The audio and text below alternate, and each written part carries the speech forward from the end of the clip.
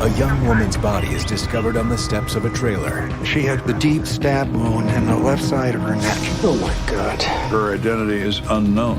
It's not only a whodunit, it's a who is it.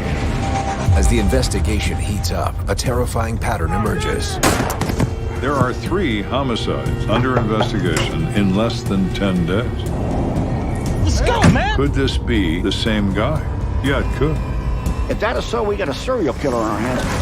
1099 on South Wasatch. And detectives discover they're dealing with pure evil. You on occasion have to make a deal with the devil. That's how this works. When you identify someone who is an emotionless animal who kills because he likes it, we need to do something about him. Period. The end. It's about 3 o'clock in the morning. John Hudson is just getting home from a night out. He lived in a trailer park on the south end of Colorado Springs. And all of a sudden, he notices his back porch light is on. When he looked out the back door, he saw somebody laying on the steps. Really? And he's a little bit irritated because, he wants to get to bed. Come on. Hey, man, we gotta do this. Too late. And to his horror, there's a woman covered in blood, and her eyes are wide open. Oh my God. He runs to call 911, but it's too late.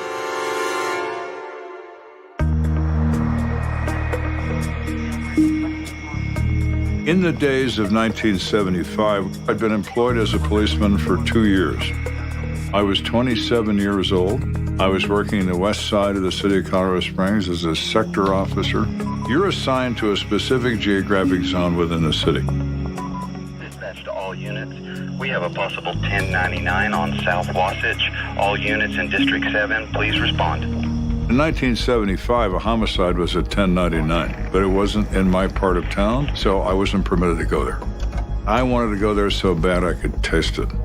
Report of a female victim discovered. I repeat, all units in District 7, please respond. When I heard that call that night, I had no clue, nor did anyone else, that it would become one of the most infamous cases in the history of Colorado Springs. Within minutes, investigators respond to the trailer park at 1000 South Wasatch. It's an older area, south of downtown. The area would be considered somewhat run down. Hey, thank you. Detective Smith, good to see you. Officer, so what are we looking at here? The detective assigned to the case was Lou Smith, and he responded to that scene. It's a bad one. In fact, it's probably one of the worst I've ever seen. Show me. It's right. Smith was a brilliant detective. He got more confessions than anybody. They couldn't have found a better guy to pursue this case than Lou Smith. Oh my God. Smith looks at this victim. She's white female in her early 20s. She's covered in blood, and she has this gaping neck wound. Her hair was matted in blood and dirt, and there was blood all over the porch. This was a brutal attack, very savage. Look at those handprints. The blood marks on the door frame indicate that she was approximately 2 inches away from ringing the bell. Would that have mattered? No, it wouldn't have. She would not have survived that injury if there was a surgeon living in that trailer. Any purse or ID found? No, sir. Okay, let's expand the search here and get a good canvas going. Now let's get the coroner down here and move the body. Nobody else needs to see that. Yes, sir. Also, Assistant District Attorney Chuck Heim, he's asking to see you. Great, send him over. Yes, sir. Thanks. I had met Chuck Heim and worked with him on many occasions after that event. I found him to be one of the finest prosecutors I've ever seen. Hey, Chuck. If he is your adversary, you're dealing with a king cobra. Let's see what we got going on here. All right. It was office policy that the assistant DA be notified of any homicide that occurred within the 4th Judicial District. My role was to coordinate our office with the Colorado Springs Police Department and work with the different detectives on anything that they might need. Pardon the interruption, gentlemen. You just found a significant amount of blood. Let's go, Chuck.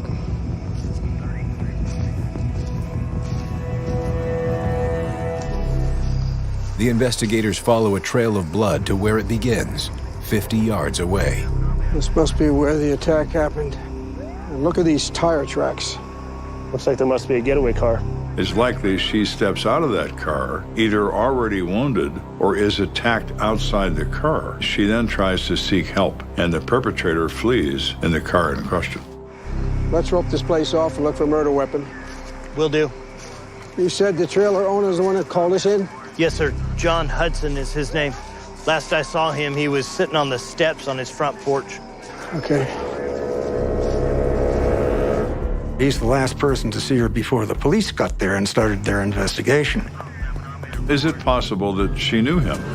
John, I'm Detective Schmidt. I understand this trailer is yours. Yeah, I don't even want to go back inside. I feel sick. I understand. He's 28 years of age. He is very, very distressed. Could you walk me through your night? I had just gotten home when I saw her on the steps. I thought some drunk or bum had passed out. Then I saw the blood. You know her? Did you ever see her before? No, sir. I know everyone in this trailer park, and she ain't one of them. Yes, Mr. Hudson, have you seen any suspicious activity this evening, or seen anybody in the area that you're not seen before? Now that you mention it, when I was on my way out, I heard this weird clanking noise, and here's this guy riding a bicycle with a busted pedal. Just odd for someone to be out here that late at night. People don't have to be instructed on what looks suspicious. You just feel it. It's human nature. Did you get a good look at him? Yeah, he wasn't going real fast. Young fella, white t-shirt and jeans, curly hair. Okay, John. We'll get in touch with you. Thank you very much. Sure.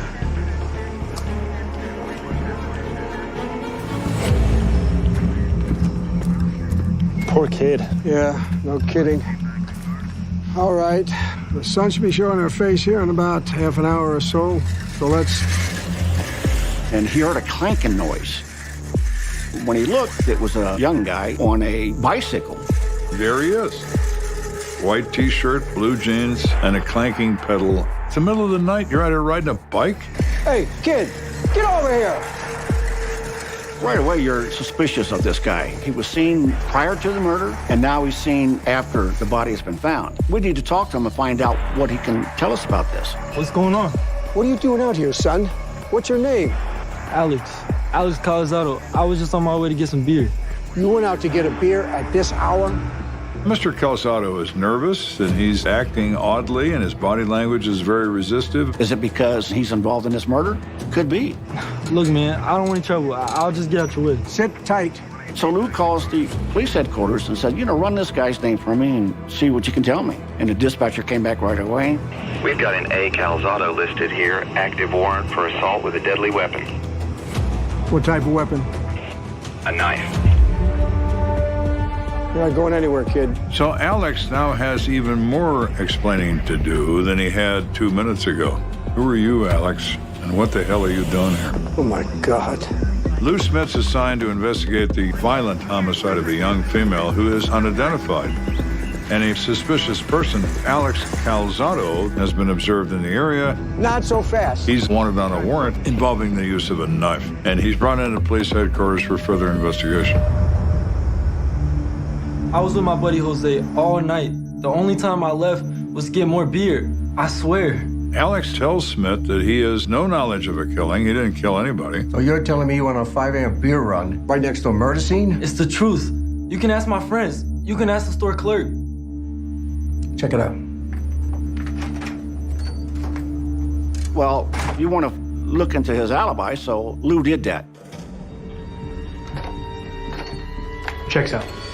And that alibi checked out. He had been home all night with his friends. The gas station is where he was buying beer, and it's open 24 hours a day, and the clerk remembers him and remembers the timeline. So he's dismissed as a suspect.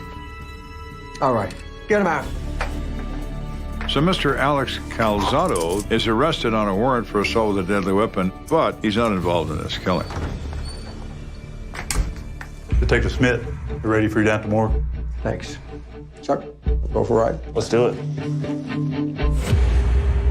Hoping the autopsy will produce a new lead, the investigators head down to the morgue to talk to Dr. Urich. Hey, Doc. How are you? You making any progress here? I think I may have found a few things that'll interest you. Take a look. Cause of death was that gash there. Severed the carotid artery and she bled out. She had the deep stab wound in the left side of her neck, like somebody tried to cut her throat. Any idea what type of knife they did? It's hard to say. Whoever did it knew what they were doing, though. The placement of that cut is almost strategic. He also said that he found 4 additional stab wounds in her back. Attacked from the back? They didn't see it coming. I'd say that's a safe conclusion. Dr. Urich finds defensive wounds in her left hand. She tried to stop the blade at some point during this confrontation. Also, you should know there's some signs of sexual activity. So you think she was raped? Couldn't say for sure. There were semen traces on her pants. Does that mean they were placed there at the time this occurred? There's no way to know that. They were present. That's all Dr. Urich can say. Hey, Doc. Oh, one other thing. I found this in her front pocket.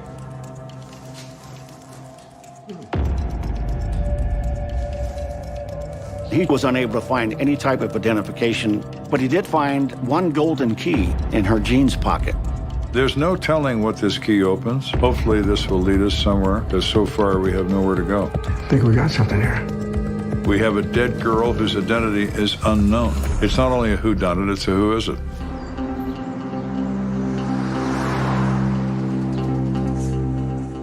Hey, you got any witnesses? Stodgy at best. I'm still asking around, but, hey, Lou, how's your case coming along? When Detective Smith returned to the police department, he met with 2 other detectives who were also working homicide cases. Not so good. I got a Jane Doe and I got a trailer park full of people that want answers. It's a very common thing in homicide investigations for detectives to share information. I always tried to learn as much as I could without being obnoxious about it or even obvious. I listened and paid attention. Can you believe we got 3 people killed in less than 10 days? That's terrible.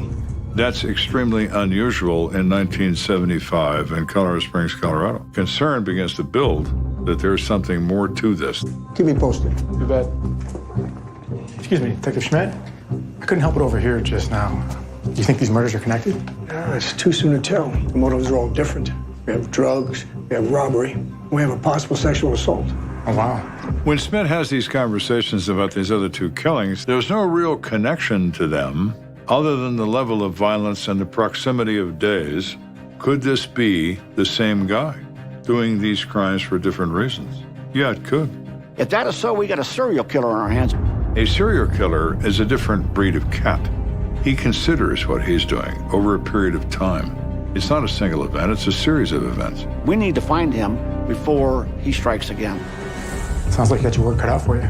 Can you keep an ear out on patrol? Oh, I will, sir. You can count on that. Oh, thanks, Kenda. Lou Smith had an innate ability to reach people, never objected to the fact I was a rookie. He was very accepting. You're one of the brotherhood now. And I always liked him. He's a remarkable guy. Back in his office, Detective Smith tries another tactic for soliciting new information. You've got a lot of pressure on you when you're assigned a case like this. So it would not be uncommon to then call a press release. Okay, this should do it. Let's get some copies and get KOA on the line. Yes, sir. Thank you.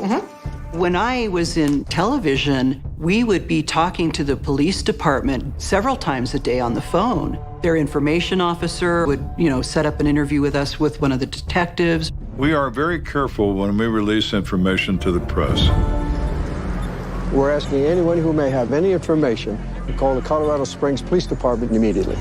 Detective. The only information we'd provide about this girl is her physical appearance. How tall is she? What does she weigh? What color is her hair? What's color her eyes? And her clothing. That's it. Detective, do you believe she was murdered? Do you have any suspects? That's all I have for right now. Detective. As news of the murder spreads, the CSPD is inundated with tips from the public. There's a natural built-in problem where people are absolutely convinced that it's their cousin, it's their sister, it's their aunt, it's their lifelong friend, and you wind up chasing down a number of false leads. Okay, well, I'm glad you found her. Take care now. Any luck? I'm afraid another dead end. Detective, I've got a woman up front, says she needs to talk to you. What is this today? The ninth walk-in? Oh, I better go see if I can roll this one out. Could you sit in my office? Yes, sir. Good. One of the tips that came in was a gal named Jenny Erickson. Hi there. What brings you down here today? I heard about that girl who was killed the other day. No, the one?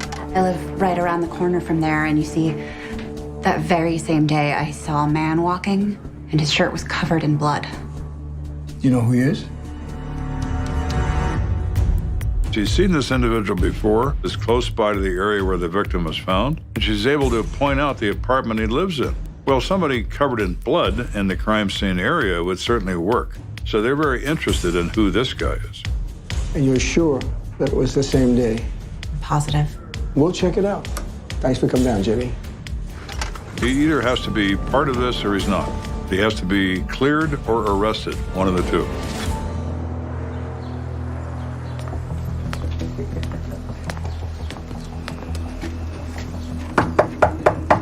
So Smith went over there, knocked on the door.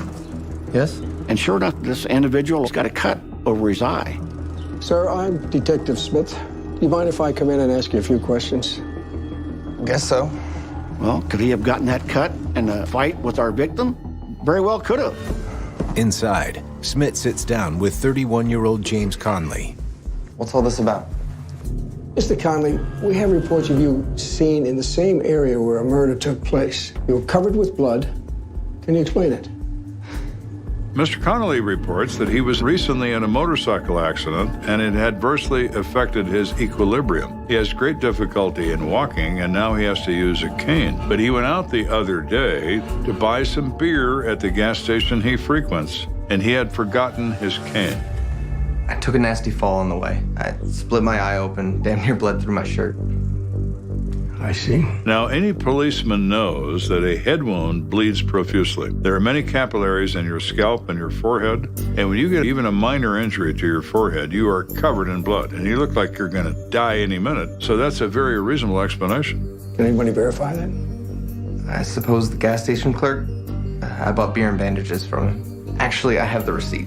Let me go get that. I appreciate that. He needs a cane just to walk.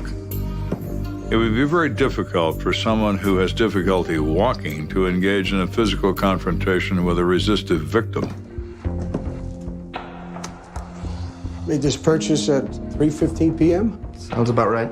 The timestamp on the receipt told Lou right away that this was much, much earlier in the day than this homicide occurred. Okay, Mr. Conley. Thank you. Officer? His timeline doesn't work at all for this murder. His explanation is more than reasonable, and the officers decide that Connolly has no promise whatsoever.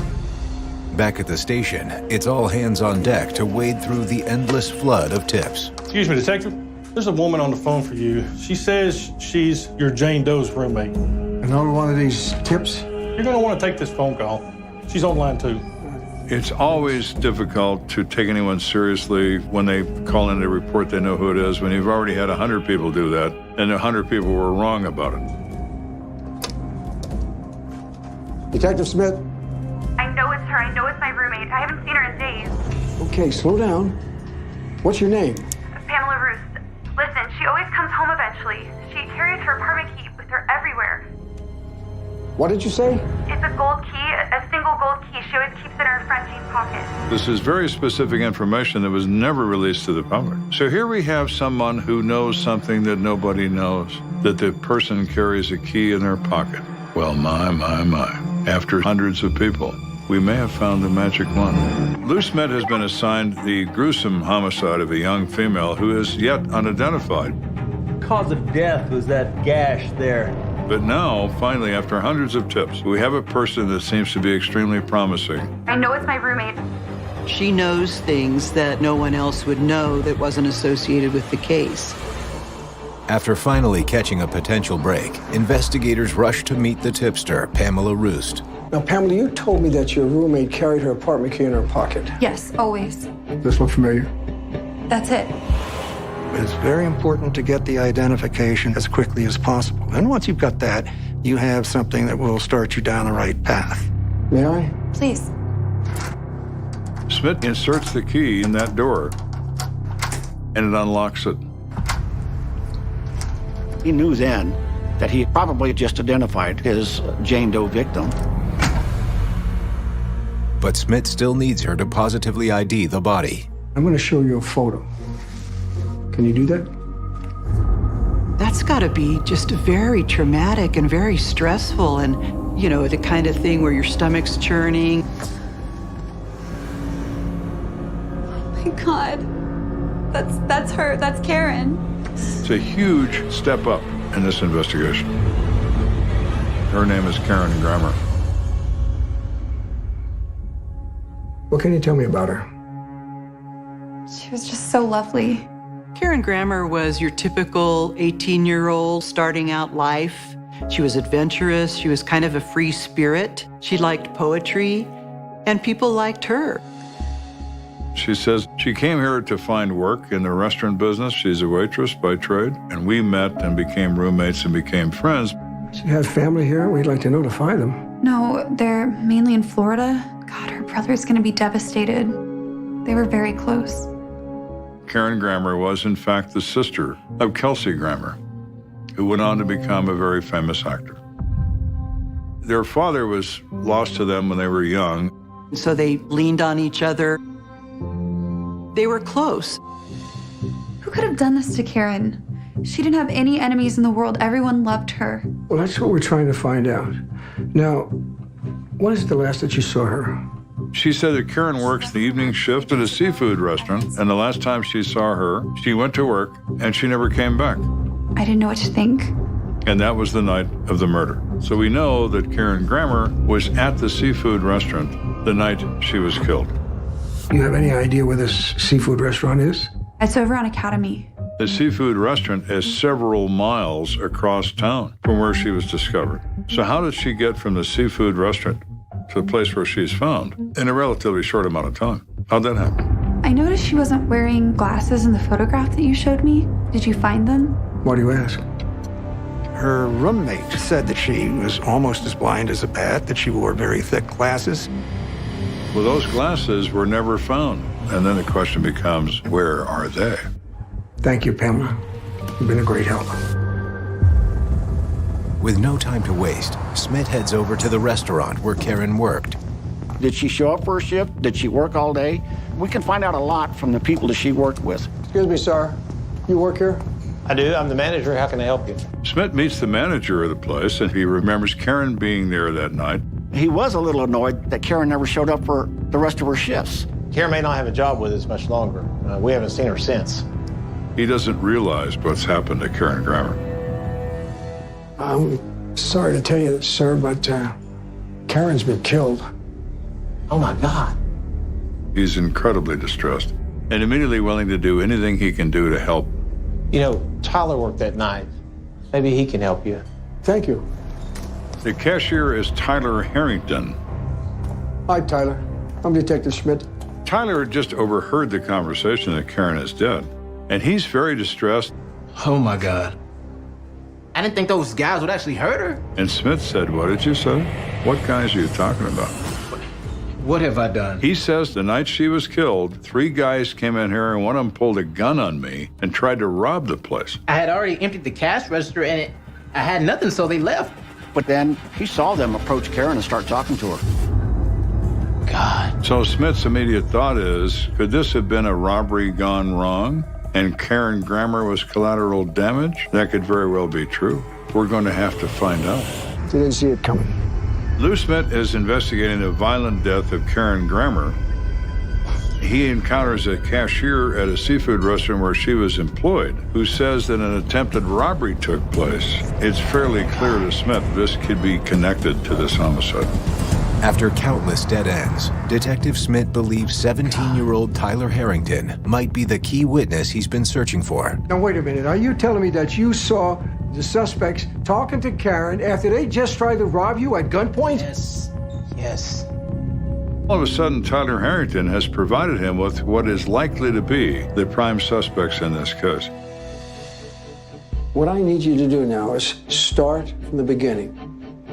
What happened? It was getting time for me to lock up, and these 3 guys walked in.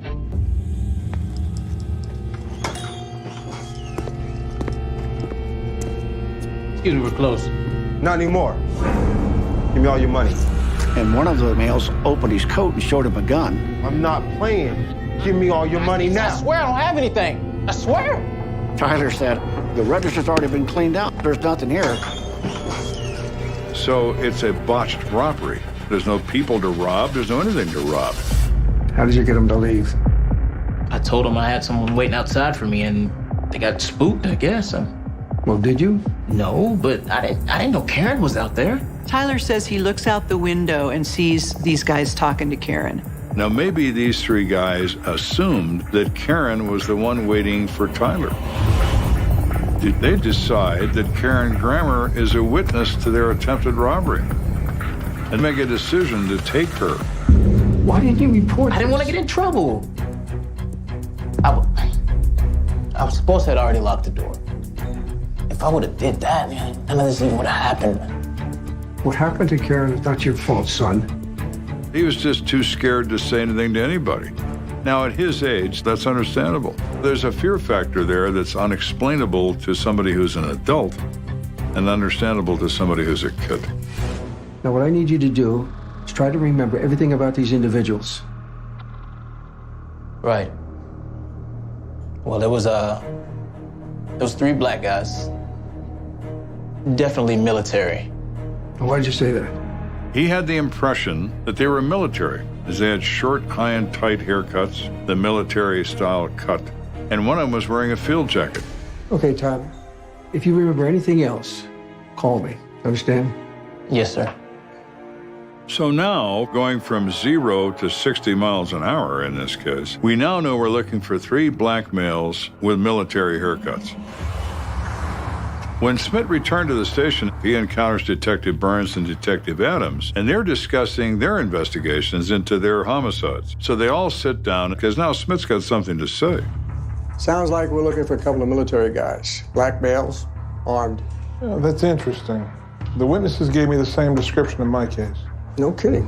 We've got three cases now with seemingly different motives, but they could always be connected. You keep that in the back of your mind. What are the details? Victim is a 29-year-old male. Smith learns that the first victim was identified as Daniel Van Loan, a cook at the Four Seasons Hotel. 11 days before Karen Grammer is murdered, Daniel Van Loan was found on the side of the road by a patrolman just a mile from where he worked. He had a scarf tied over his face and had been shot in the temple.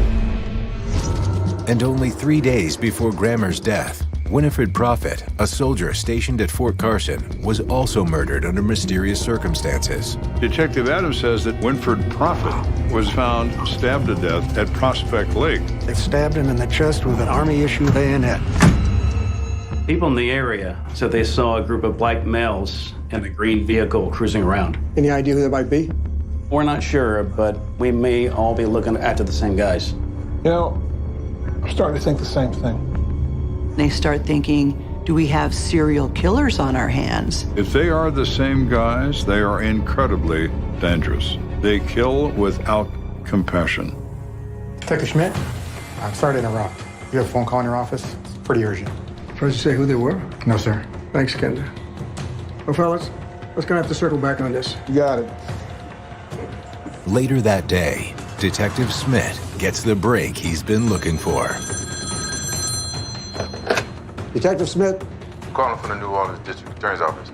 I have a defendant in custody I think you'll be interested in. He says that he has information about the murder of Karen Grammer in Colorado Springs, and he also knows about the murder of Daniel Van Loan and Winifred Prophet.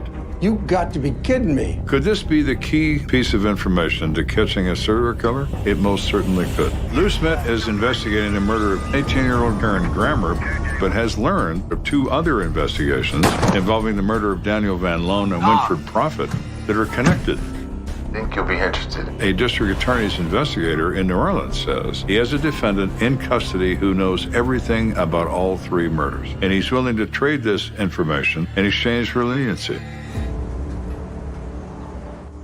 And Detective Smith knows just the person to help broker a deal. Hey, Chuck. Hey. The police department or Lou Smith cannot grant immunity to any witness. It has to come through the district attorney, Chuck Heim. You know that grammar case I'm working? Of course. What's the latest? You never guess who called me. Who? Smith says the New Orleans District Attorney's Office had been tracking an individual through the FBI whose name was Larry Dunn. And what Mr. Dunn wants is immunity from the murder charges. Lou says, we need to talk to this guy. I said, all right, where is he? He's in New Orleans. What do you think he knows? He said, I think he knows about at least 3 murders. He may have been at them or was told about them by the people that did the killing.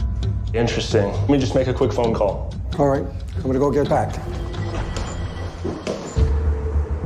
Over the next hour, investigator Chuck Heim quickly works out a deal with his boss. I said, all right, I will give him immunity for anything he has done in the 4th Judicial District if he agrees to give us all the information that he knows about these killings.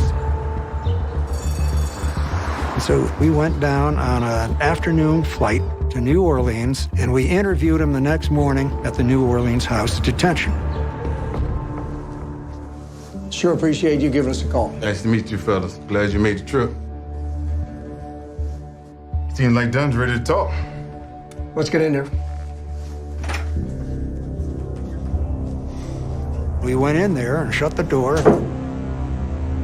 Looked at him, and I drilled him in the eyes, and he looked like he was dead serious. Okay. You tell us the truth about these murders, and you agree to testify at trial, we'll give you immunity for all the crimes you've committed in the state of Colorado. Are you interested?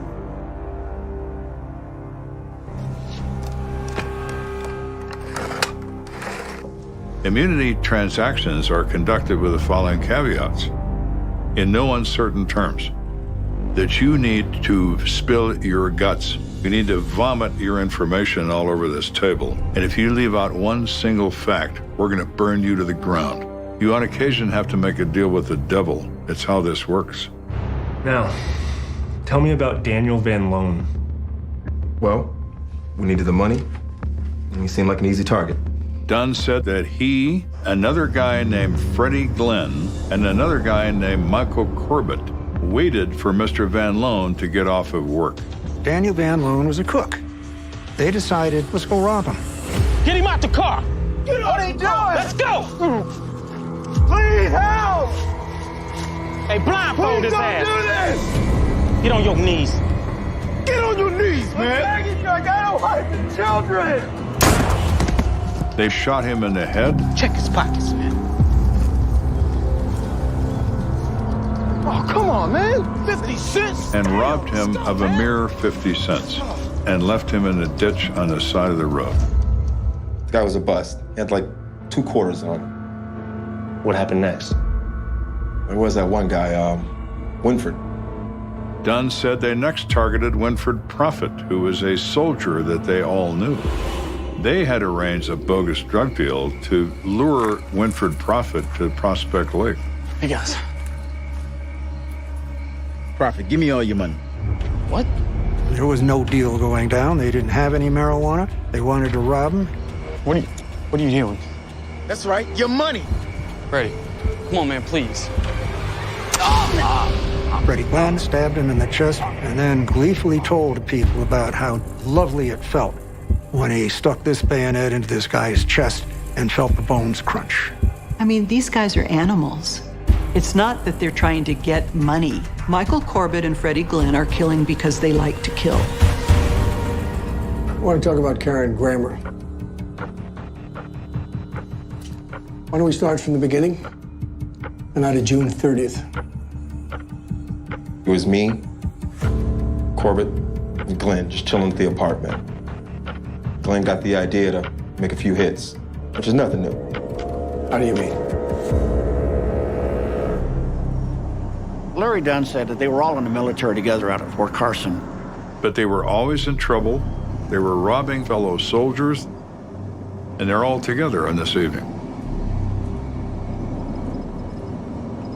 Then Larry Dunn said just prior to leaving the apartment, they each ate a hit of LSD. Sometimes it can make you very violent. We drove around till we came to that seafood spot. The one on Academy? Yeah, that one. Give me all your money. Give me all your money now. I swear I don't have anything. I swear. The place was a bust, so we left. Then we seen that white girl outside. Karen Grammer. Yeah, her.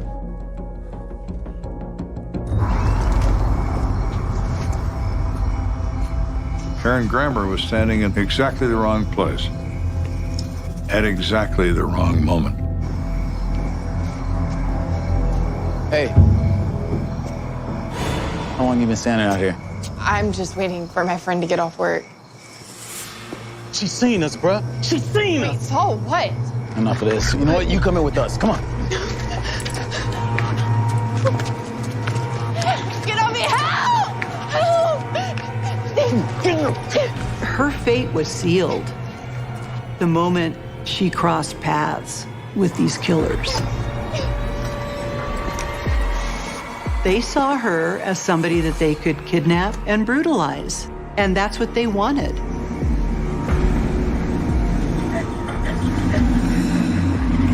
And they decided to drive back to Freddie Glenn's apartment, and then the sexual assaults started. They all took turns, sexually assaulting her every way which you can. And that's all I want to say about it. Now what? What we gonna do with her? I don't know, man. She's seen our faces. Yo, we can't let her go, man. Yo, shut up! Let's get her back in the car and drop her off somewhere. The initial decision is they're going to just drop her off on the other side of town. They had tied her hands together with a blue scarf, and they had taken off her glasses and put them on the dashboard of the car, so essentially she's riding around with them and can't see anything. Please don't let them kill me. I'll do anything you want. Please, help me. Don't worry. You'll be all right.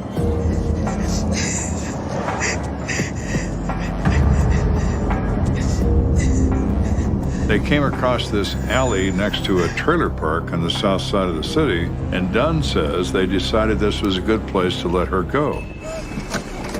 Get out of here. Okay, man, let's go. But according to Larry Dunn, that's when Freddie Glenn had a change of heart. No, man. She's seen too much. Glenn goes up behind Karen Grammer. Pull your neck back. And tells her to tip her head back. He cuts her throat and stabs her several times in the back. And she tries to fight him off, getting a few defensive wounds, but is unsuccessful. Freddie, what's wrong with you, man? Try! Now! Come on, go! She is stumbling around, blind, without her glasses, bleeding to death. And they speed away in their car. And she staggers probably toward the light that she sees of a porch light.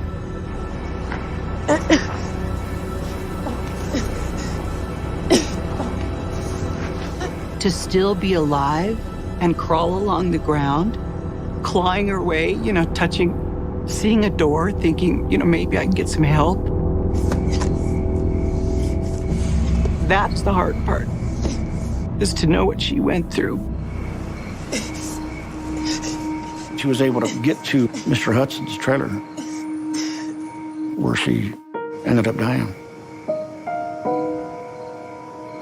We have a young girl loses her life for no reason at all.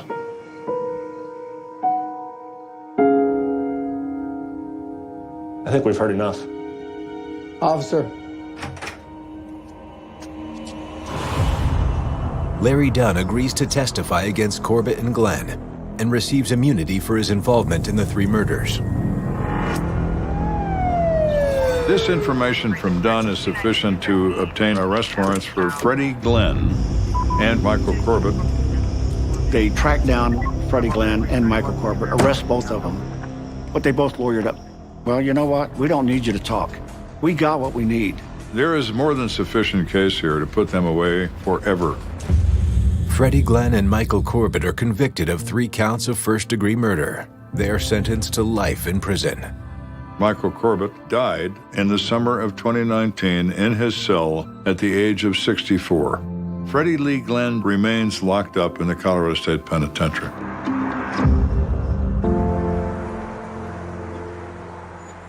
Excellent work, everybody. Yes. We all played a part. I'm just glad we got justice here. Here, here. I was very proud of Colorado Springs Police Department and the Sheriff's Department Lou Smith was the one that really put the frosting on the cake, coordinating this. They did an excellent job starting with nothing and getting people charged.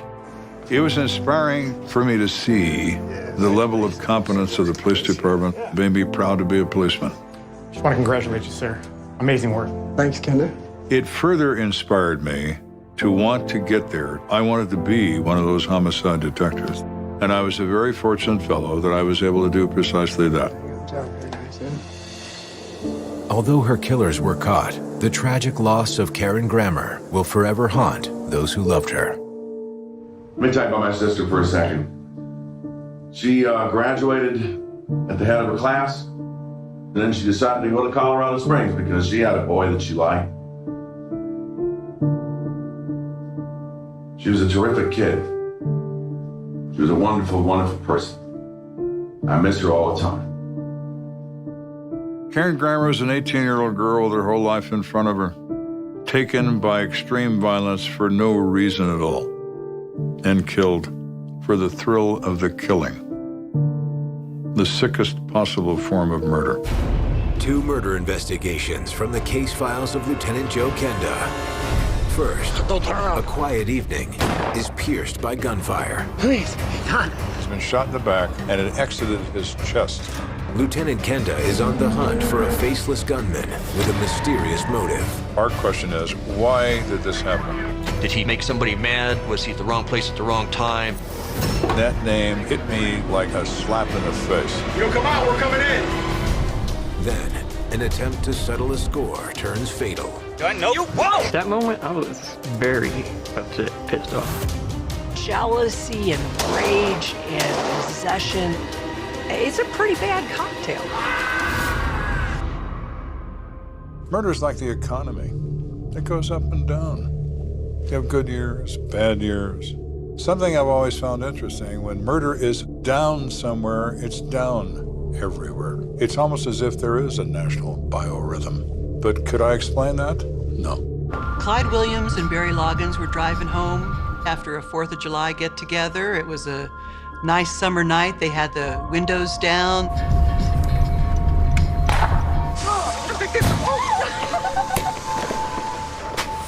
July 4th in Colorado Springs area, there's a lot of people out celebrating early, celebrating late, running fireworks all the time. Bro, I'm so psyched about this weekend. You're going to Bobby's party, right? For sure. Nice. Man, them Roman candles he got, gonna be awesome. Dude, what the hell is this guy doing?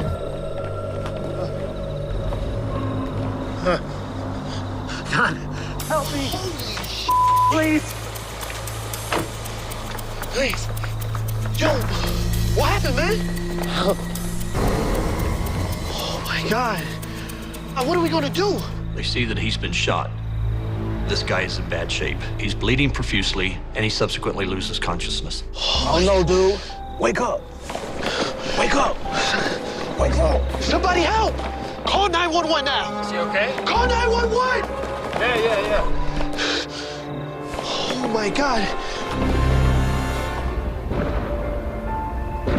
Across town, the Kenda's neighbors are also feeling the holiday spirit. Joe, make it stop. This is ridiculous. What if I could, Kath? The dog is barking and everybody's up in my house.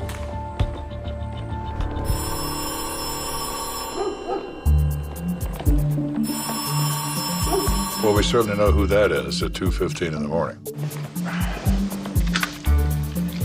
It's Kenda. Powder in San Miguel. I'll be right there.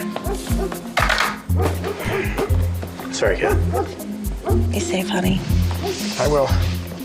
Normally, I'd bury my face in my pillow at 2 in the morning, but on this night, I would take any excuse to escape that racket.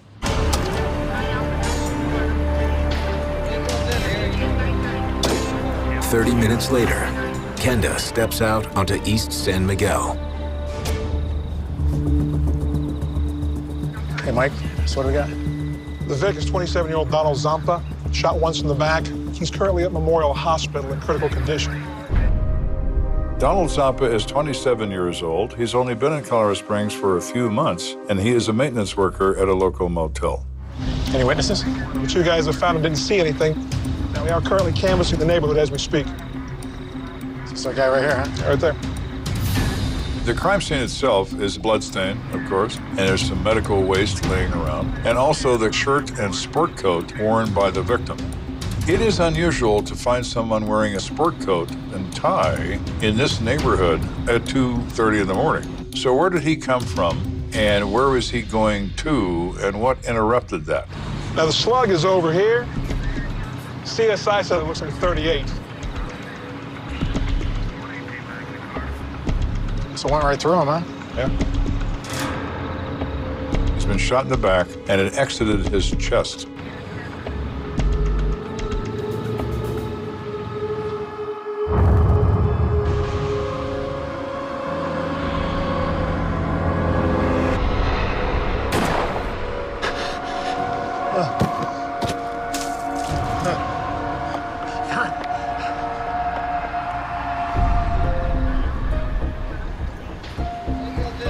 Could have been a robbery. Did you find any money on him?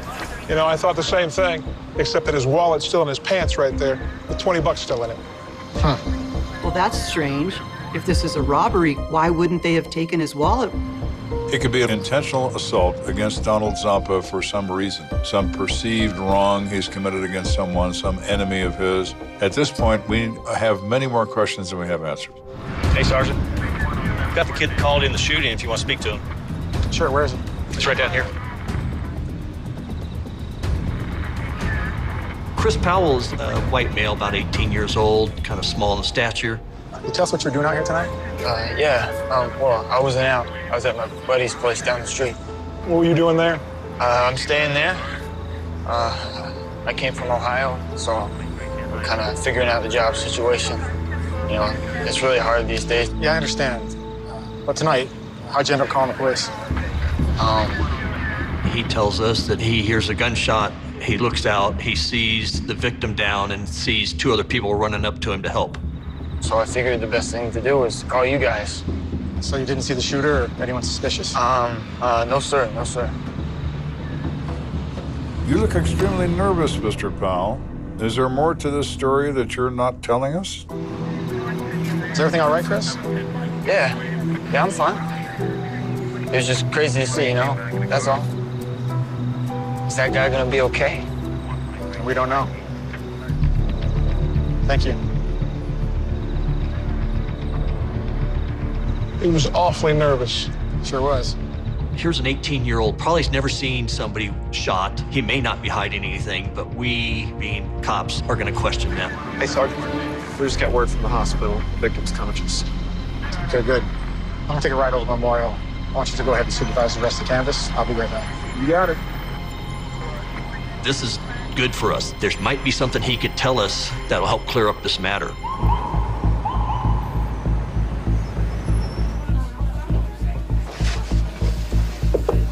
Excuse me, can I have a minute with him? Sure. We need to make it quick. He's not out of the woods yet. We're prepping him for another surgery. This may be the last opportunity for Donald Zampa to say anything, because if he doesn't survive the surgery, then the only statement we're going to get is what we're going to get right now. Tom, I'm Sergeant Kenda. How you feeling? I've been better. I'm sure. Listen, I need you to remember everything you possibly can about what happened tonight. Okay. I went to Graham's for a drink and to watch the game. Graham's was more of a neighborhood bar where people hung out. People knew each other, and Donald was a regular customer. He tells us that he left the bar and he was walking home.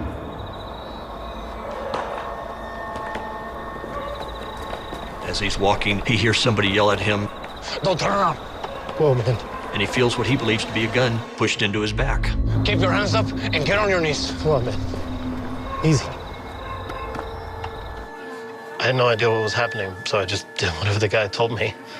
But then as soon as I knelt down, I heard this loud crack and my chest got hot.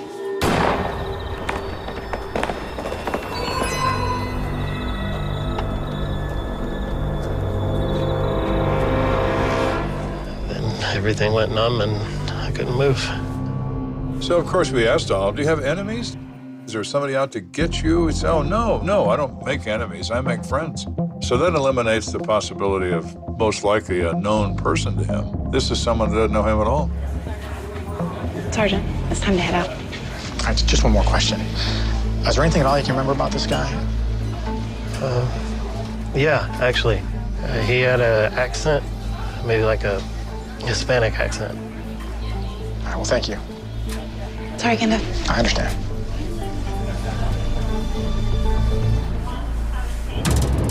Kenda heads back to the crime scene with troubles on his mind. And I'm thinking to myself, okay, what do we know? Is he an Hispanic male? Probably.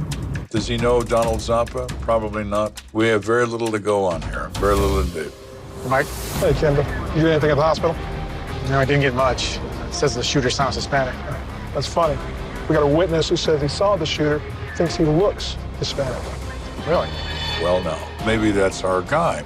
That's the first interesting thing I've heard tonight.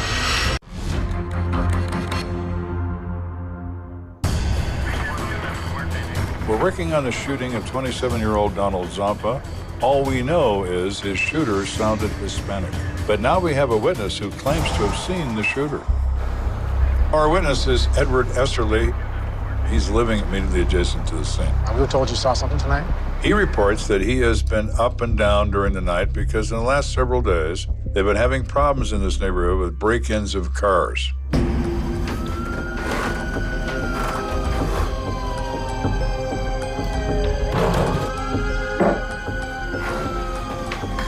When I looked out the window to check on my car, I saw this Hispanic guy looking into it.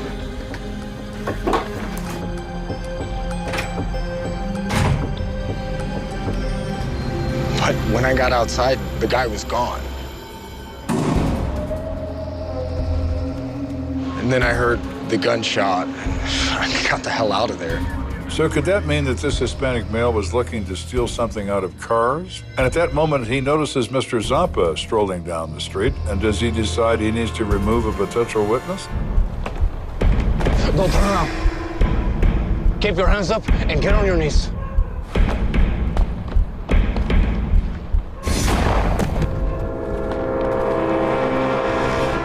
What this guy looked like? He was definitely Hispanic, I guess 25 to 30 years old. You remember what he was wearing?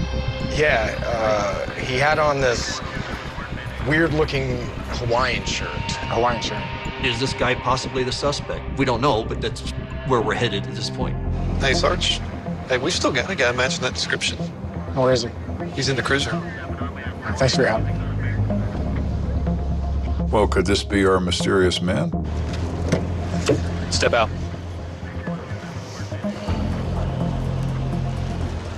Tell us your name. Miguel Diaz. He does not have a Hispanic accent. He has no discernible accent whatsoever. That really kind of blows our theory out of the water, but we still look into him. So what were you doing out here tonight, Miguel?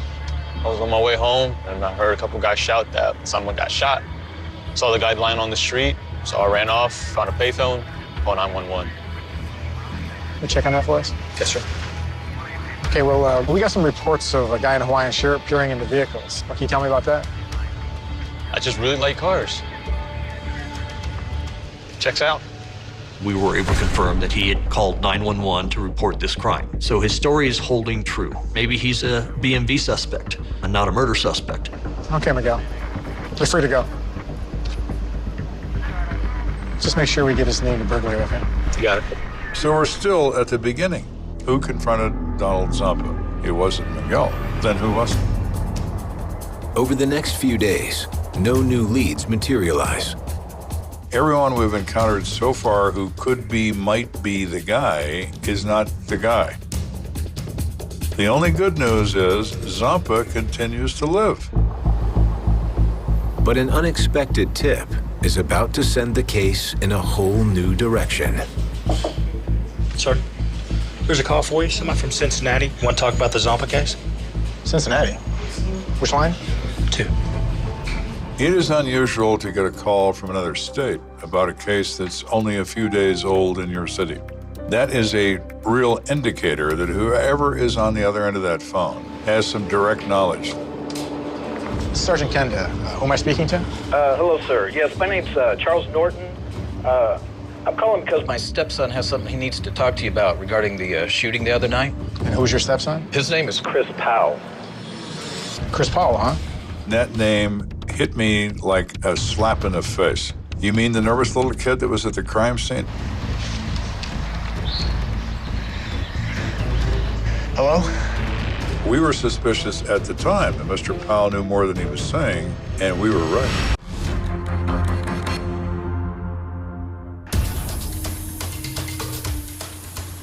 So the phone rings, and it's a call from Cincinnati, Ohio, and it is a wealth of information.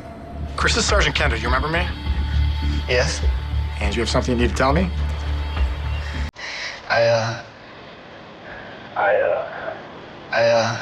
Christopher.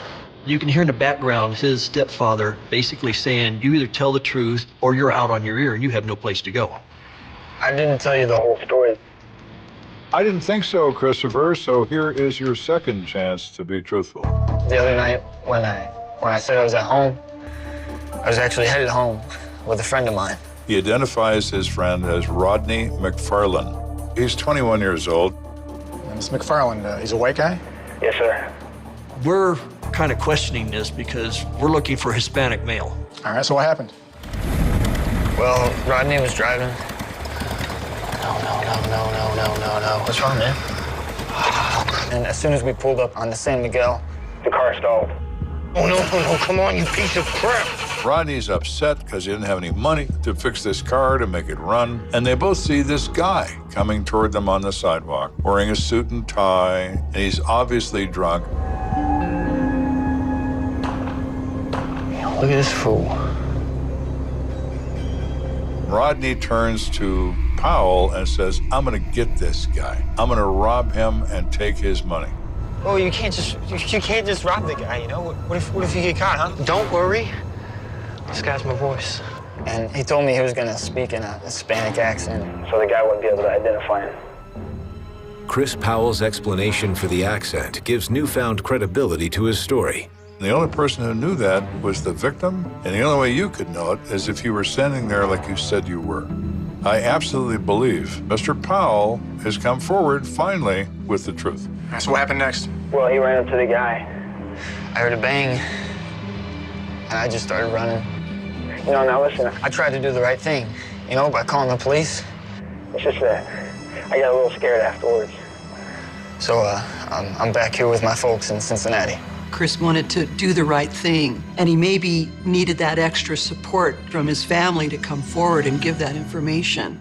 Despite Chris Powell's story, there's still one detail that doesn't add up. Do you know why Rodney shot the victim instead of taking his money? I don't know. I couldn't even believe he did it. So you know where the gun is? Yeah. He told me he keeps it in this, like, big case for cassettes. It's probably in his room somewhere. Where's Rodney live? We're able to obtain a warrant for the arrest of Rodney, and we go to that residence in effort to execute that warrant.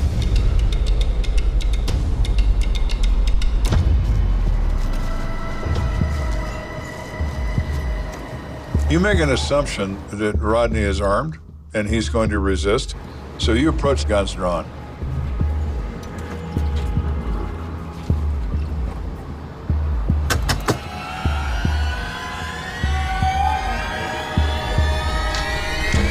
Wait, hey! We're looking for Rodney McFarland. My brother? He ain't here. You sure about that? Harboring a fugitive is a felony. Mr. McFarland, where is your brother? If Joe Kenda tells you you're going to tell me where Rodney is, you're going to tell him where Rodney is. He's in the back. Step aside.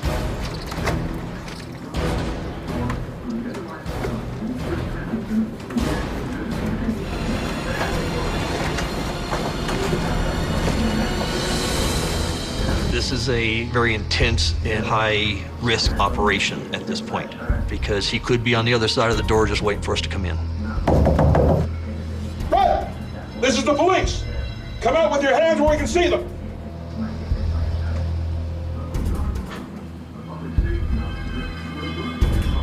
If you don't come out, we're coming in! And you won't like what happens next when we come in. Let me see your hands. I didn't mean to. Go ahead and cuff him. Rodney doesn't want to engage. He is just frightened. Turn around. Where's he going, Rodney? I don't know. I want a lawyer. All right, get him out of here. Go. Fine, that is your constitutional right, Mr. McFarland. But right now, you're going to jail. Let's find that gun.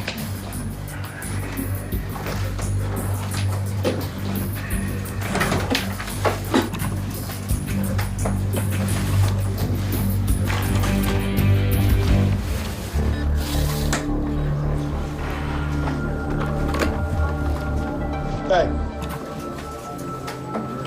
We do find the gun in a cassette case, just as it was described. This looks like a 38. Well, that's the one. This bag, get the hell out of here.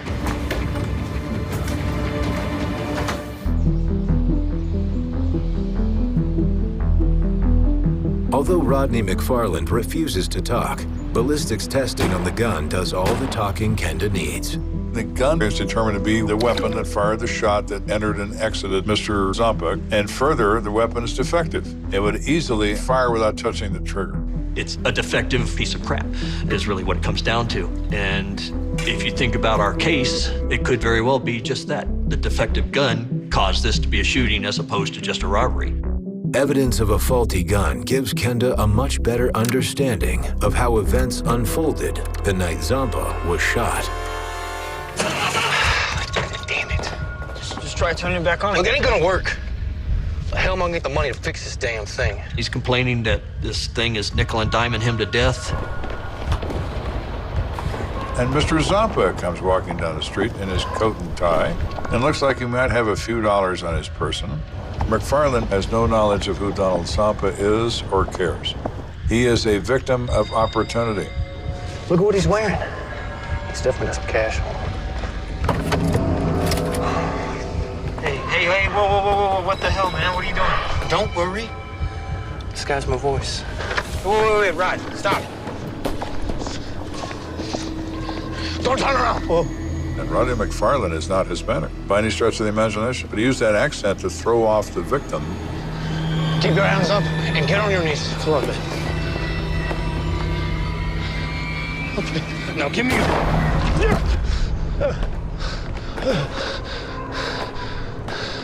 It's an accidental discharge. McFarland is shocked that the gun goes off.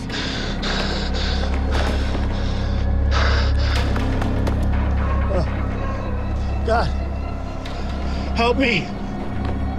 Please. No robbery is attempted.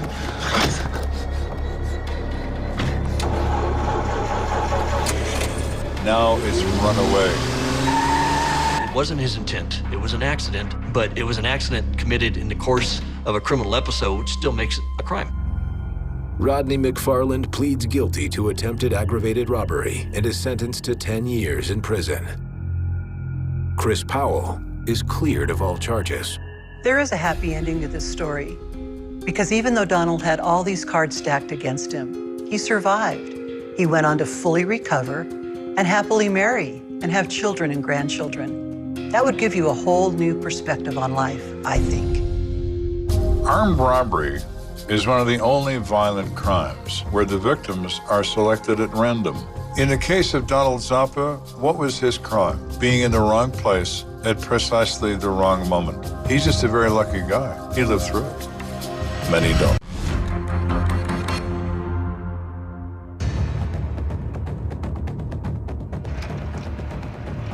It's getting late, and delivery man Kirk Farrell is making his last stop of the night.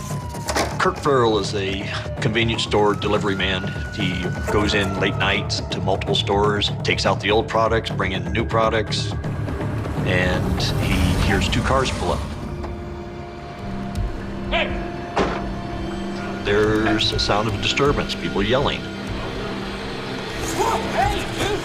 The voices are getting more raised and the situation is getting more tense. And all of a sudden, he hears a shot. He starts to take cover behind his truck. And at that time, he hears a second gunshot. I'm sure he was scared and very confused. It's not like he can just call 911. He's gonna have to go back into the store to do that. Within the hour, Lieutenant Joe Kenda pulls up to the scene of the city's 23rd homicide of the year. In 1991, we had an exceptionally high number of homicides for the size of city at that time. This particular case was one short of a record of 24 set in 1974.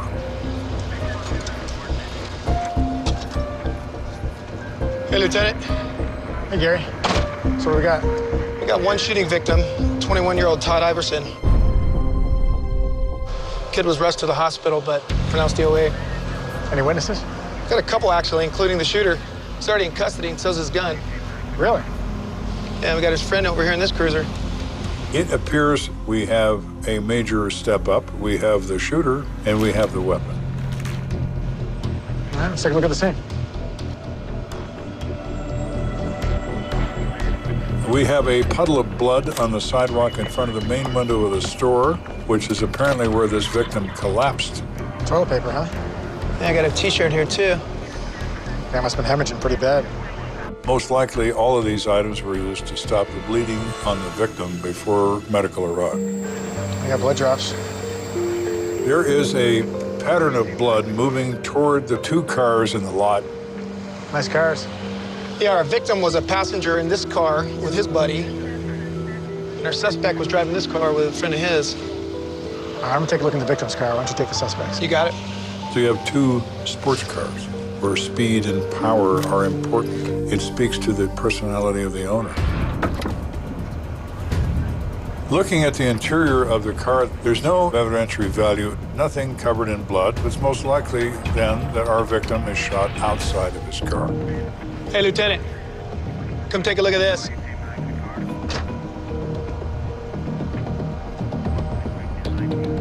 Huh. In the trunk, we find 41 expended casings neatly placed into an ammunition box. What's the shooter's name? Scott Sneed. Well, Mr. Sneed obviously has experience with a gun. It is not uncommon for people who routinely shoot. They recover their expended casings for purposes of reload. Check this out. Kid's on the Olympic Development Shooting Team. No kidding. So Scott Sneed has an unusual skill in that he is a very good marksman. And he's involved in kind of that pre-Olympic program here. This kid's probably a better shot than all of us. Yeah.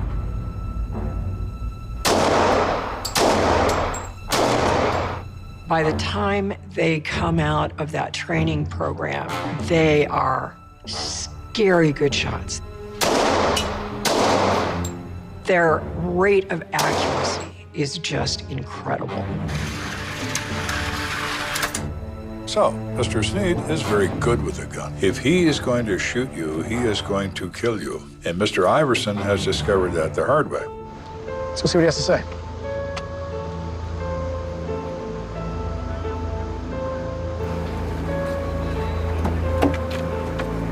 My first impression of Mr. Sneed is he's a scrawny little kid. His identification says he's 18 years old. He looks like he's 12. What were you and your buddy up to tonight?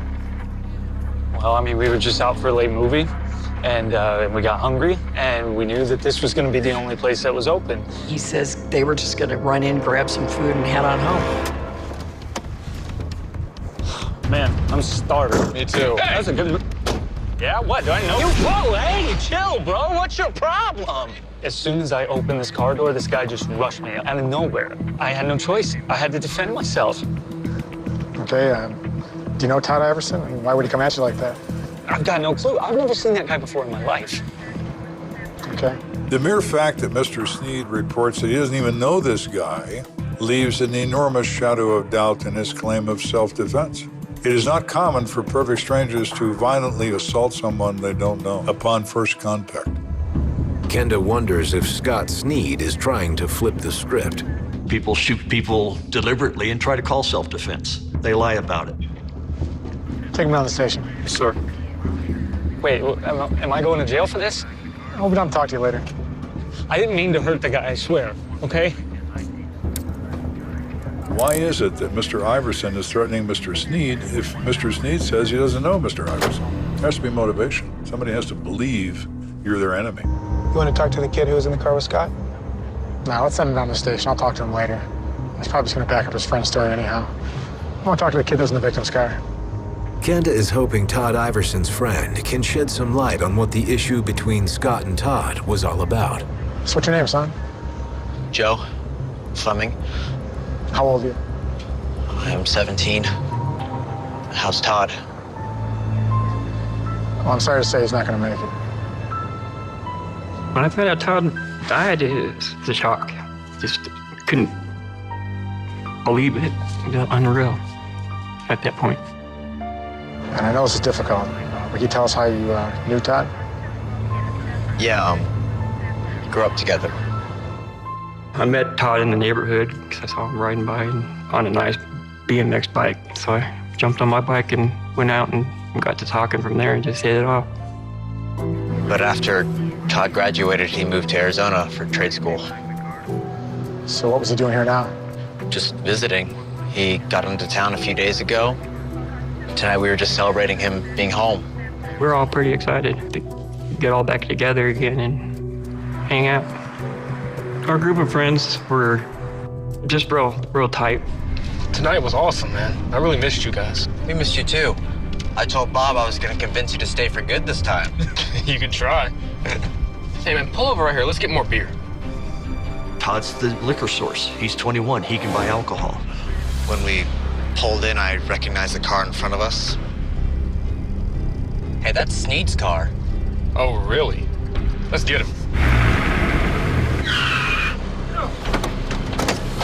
I'm hungry, man. Me too. But that movie was really good. Yeah? Do I even know you? Oh, hey, chill out, bro. What's your... Hey, asshole. Todd did throw a punch at Scott, but missed, didn't hit him. So what was the deal between Todd and Scott? Todd? Yeah, why did Todd hate Scott? Todd, he doesn't even know Scott. I'm the one who hates Scott. So we are thinking random act of violence doesn't make any sense. Well, now it makes sense. Now it makes perfect sense.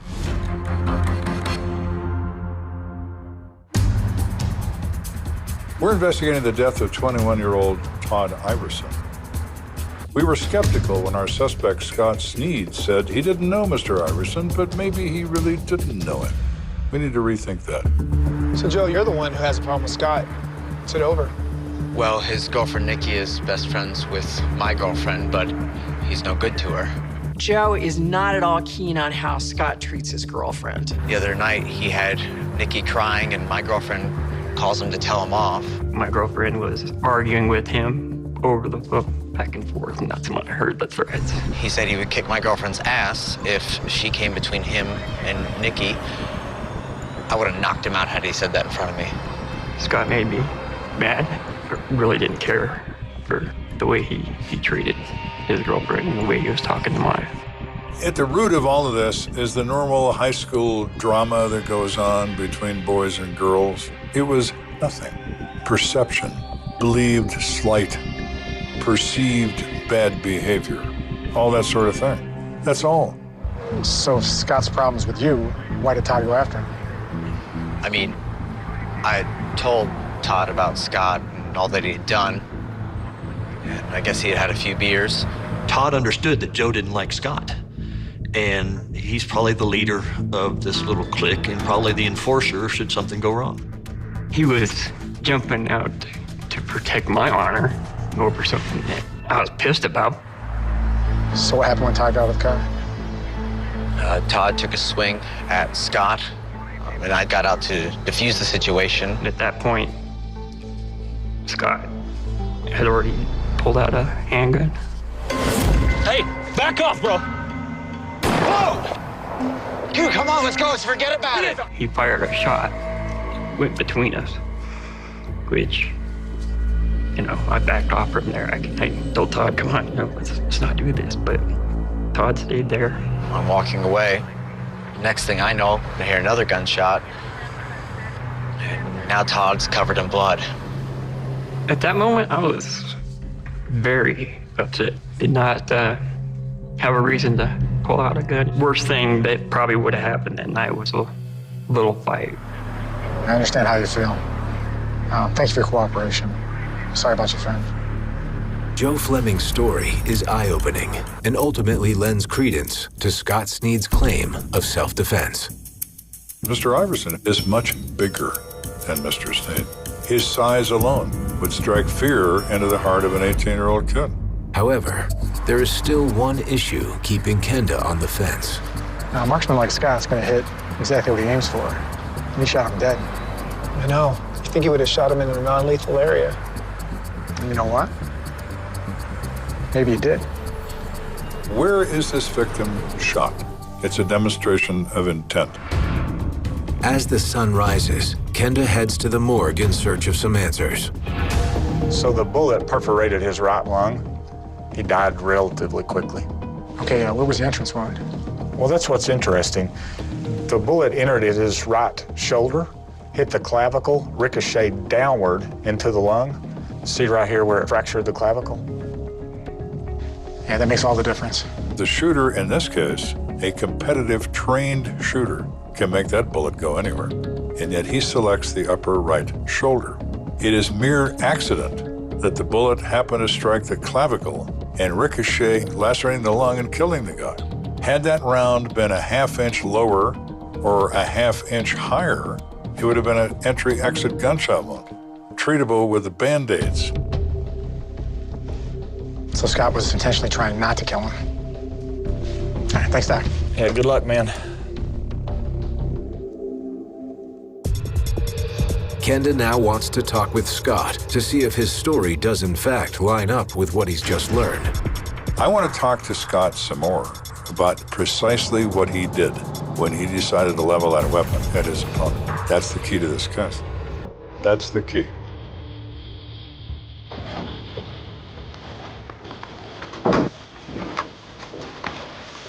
How you doing, Scott? Not so good. That guy died? Yeah, he did.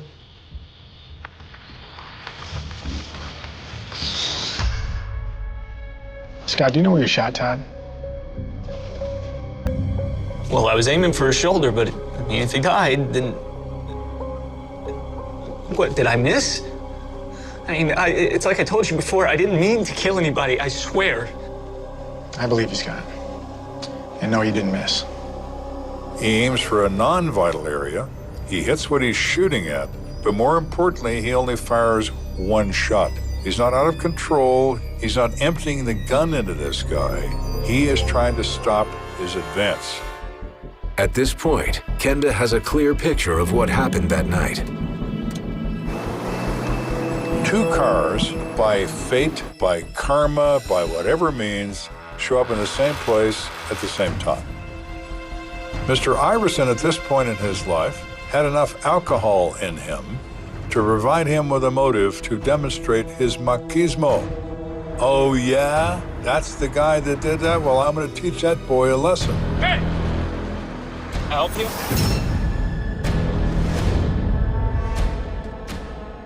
Todd tries to strike you. He actually misses. Hey, chill out, bro. What's your problem? Hey, asshole. You want something? Hey, Todd, get off me, bro. Hey, back up, bro. Hey, what are you gonna do with that, huh? What are you gonna do? Back up! Scott, in fear of his own personal safety, fires a warning shot to try to tell Todd to back off and stop. Mr. Iverson, the victim, ignores. He continues his behavior. Back up, man. Just forget about it. He is a bitch. He's not gonna shoot me. Tell you, stop! Mr. Sneed pulls up that gun and puts one in his right shoulder.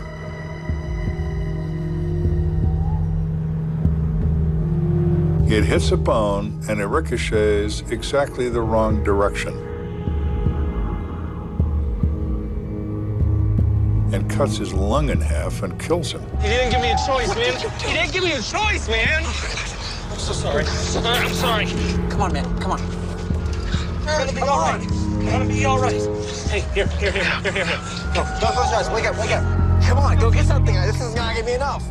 He did take his shirt off and throw it towards. Hey, there's so much. Here. Scott had a noble reaction. He really was trying to do what he could to undo what he'd just done.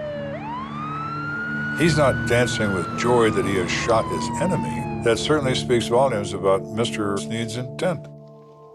I can't believe I killed him. So what's gonna happen to me? Well, we're gonna have to figure that out.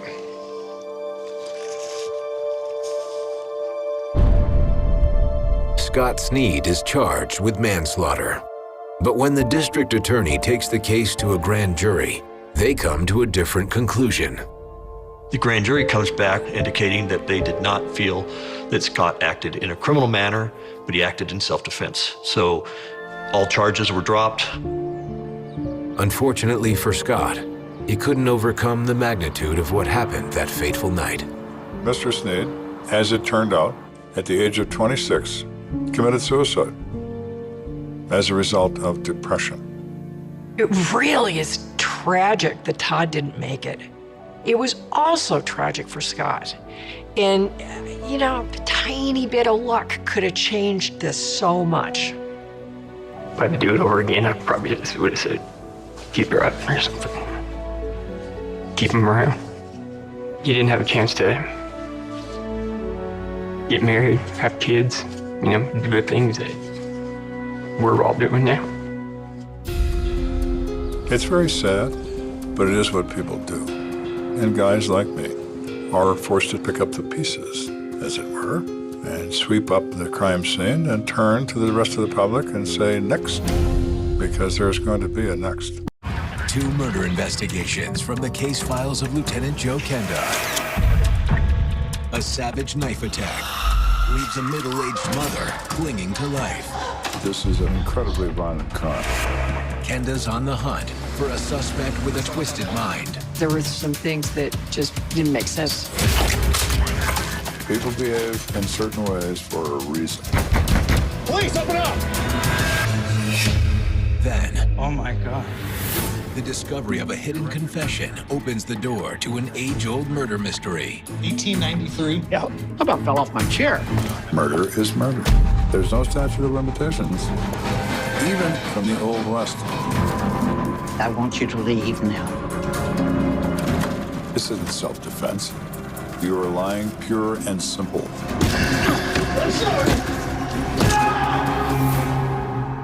This country has always been armed to the teeth, and it certainly was in the Old West. Death, murder, assault was a very common thing. No one was surprised by it.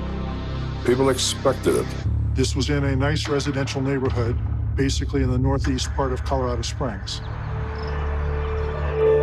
Sheila Scott was in her kitchen baking cookies. She hears a knock.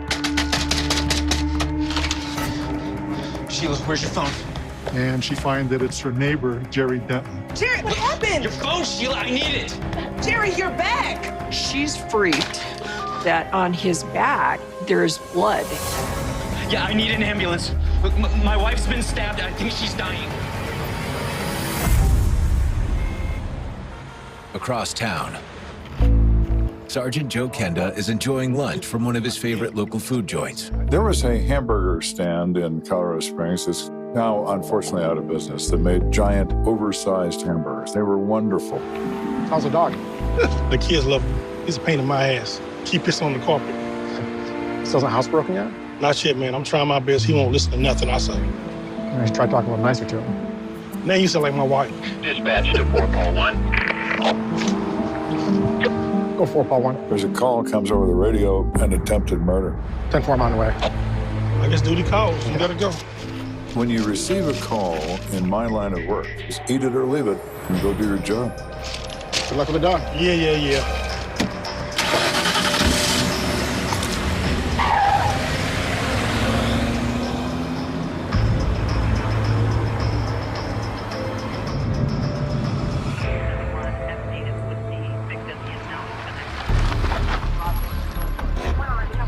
Hey, Skip. Hey, Sergeant. So what have we got? 2 victims, married couple, both suffered stab wounds. I was one of the first detectives to arrive at the scene, and all we knew is that Jerry Denton, the husband, had a stab wound in his back, and his wife, Pat Denton, had actually been stabbed in the neck. We took them both to the hospital. Jerry isn't in too bad shape, but word on his wife that she's unlikely to survive. Any kids? Yeah, they got 2, but they're both at school. Jerry's a contractor for a development company, and Pat is a stay-at-home mom. And together, they have a nice little family.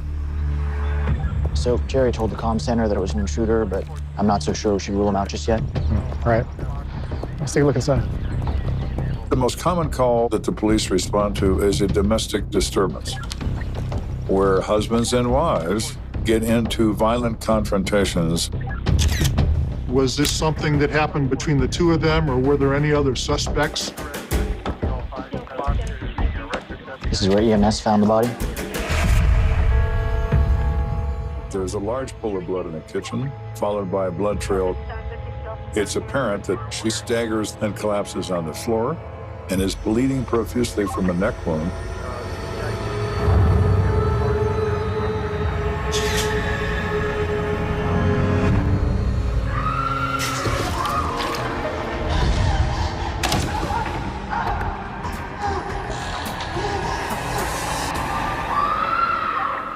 Detective Arms tells me that the house phone line had been cut, which explains why the 911 call was made from a neighbor's house. What have we got in here? In the house, there was a pile of clothes on the floor. That seemed out of place for this crime scene. Who do you think they belong to? Could be a number of people.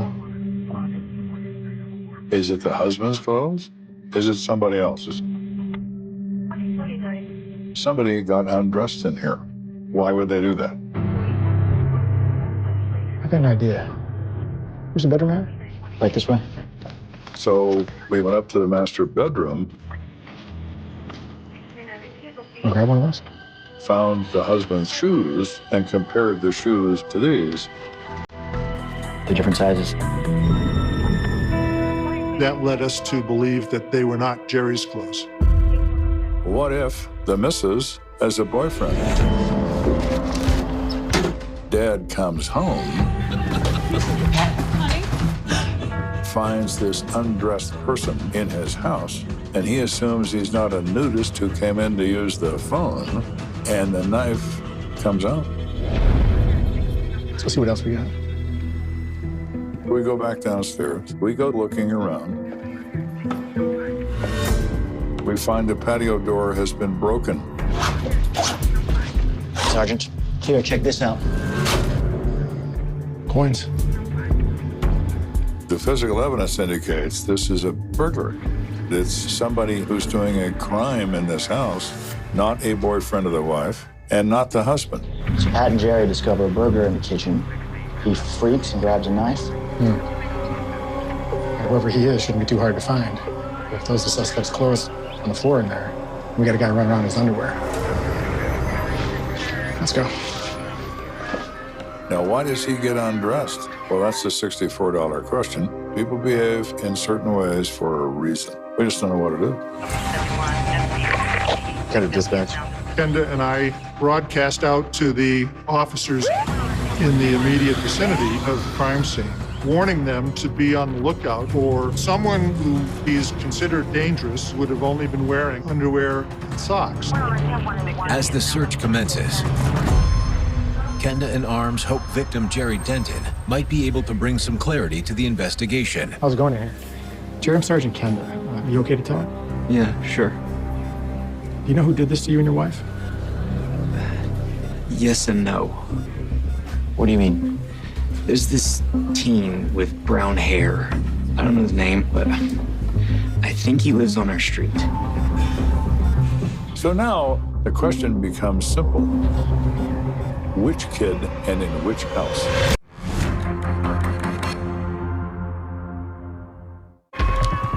This particular case involves a married couple who become victims of an incredibly violent crime.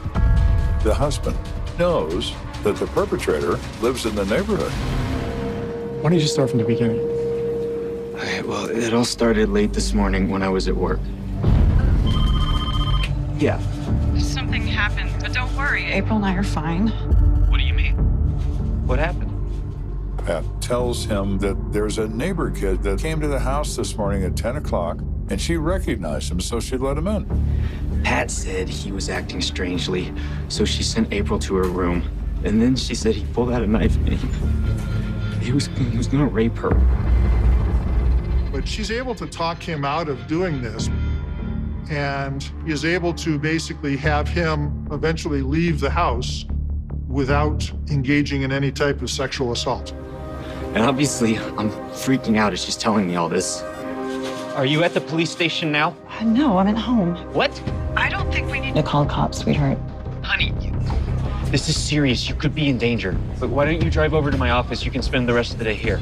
Okay, well, I have to take April to kindergarten anyway, so I will see you in a little bit. And that's when you called the police to tell them what happened?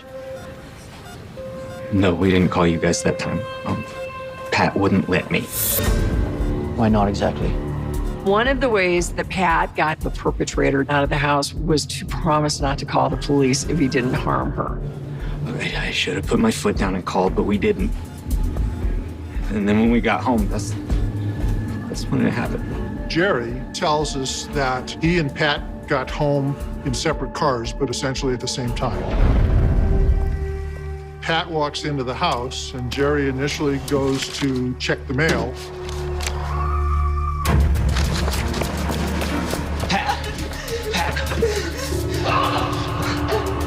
He sees that Pat's been stabbed in the neck.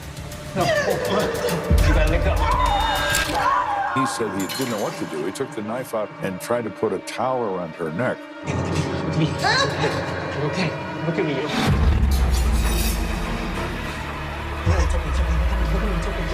It's fine.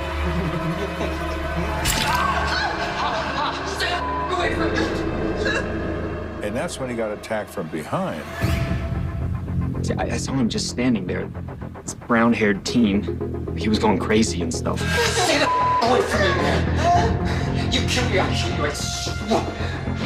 And then he ran out of the house. Did you see where he went? No, but I'm guessing he went home because he was just in his underwear and socks. Maybe Pat might know at house. I don't know. Okay, Jerry. Thank you. Hope you get better soon. After learning more about his suspect, Kenda makes necessary preparations. So I notified the tactical unit commander that we may have a situation here where we're gonna have to take a kid out of a house. I don't know yet. So they get their team assembled to stand by in the event that we determine location and identity. In the meantime, detectives hope to gather more information from Pat Denton herself. But there's one problem. Pat couldn't talk. She'd had surgery to repair her throat. I know you're not supposed to talk. So we explained who we are and what we're doing. And I said, I know you're not supposed to speak to me, but can you write?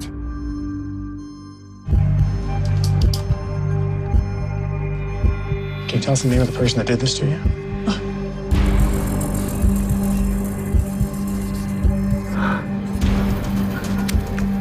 She writes David. You know his last name?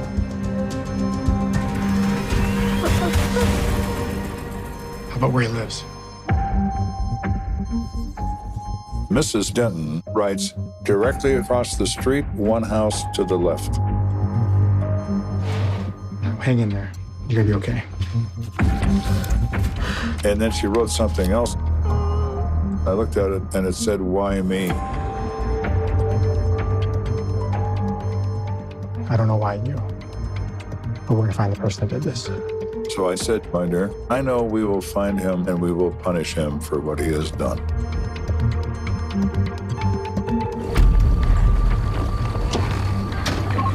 Kenda dispatch. Dispatch to Kenda. With a name and address for their suspect, 10-4. I'll be right over. Kenda deploys the tactical team waiting on standby. This is called a high-risk arrest. You're dealing with someone who exhibits violence, who announces he's insane. It is very dangerous.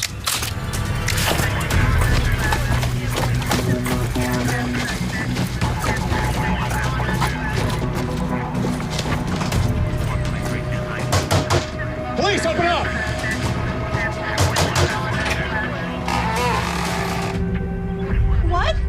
David, where's David?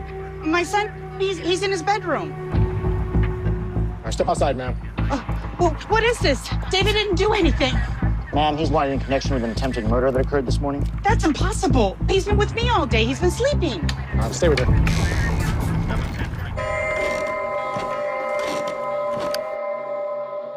Police department. He's on the bed. Get out of the bed right now. Get out of the bed. Hands on your head. Turn around to the bed. Hands behind your back.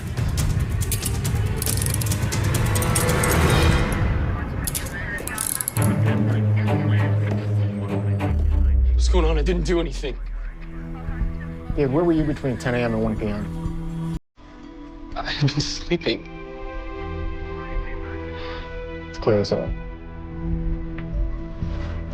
The shoes we found in that house, the crime scene, are a size 10. David's are a size 7. Go ahead and cuff him. Sorry for the intrusion, Dave. Lynn, can you bring in Miss Andrews? So at that point, we're kind of confused because we have David, but David's not our guy. So much for the David lead. Apologies, Miss Andrews. Wait. Are you guys looking for the other David? The other David? My friend David, he's been staying with us for a while, but he's got some problems, I guess you could say. Well, that would be the David that I'm looking for because he has a lot of problems, and he's about to have another one.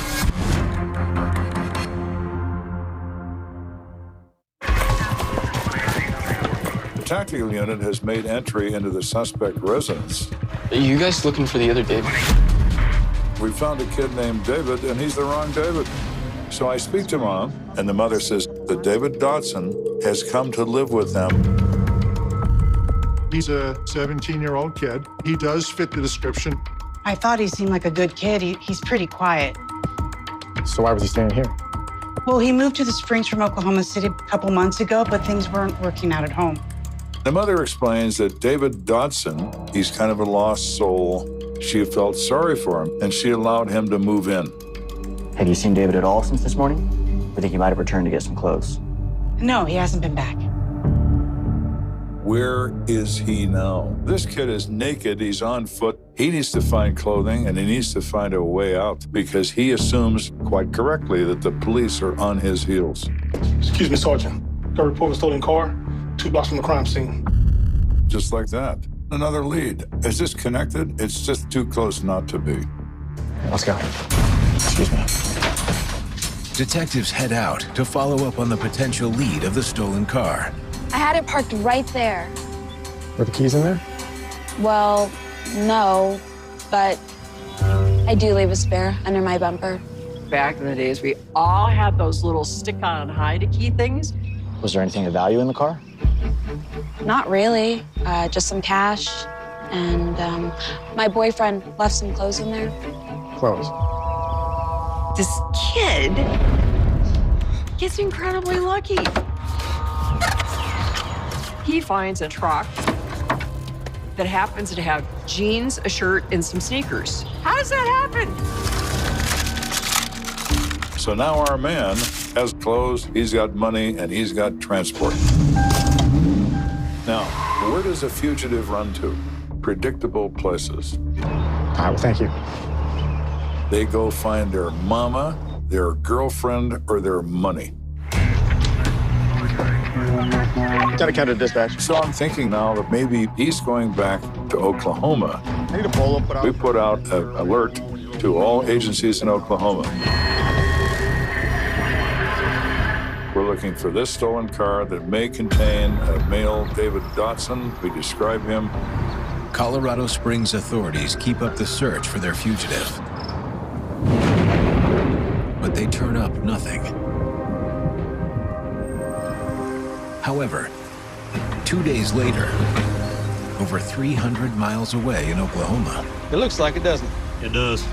5-4 dispatch. We got a matching vehicle, that polo.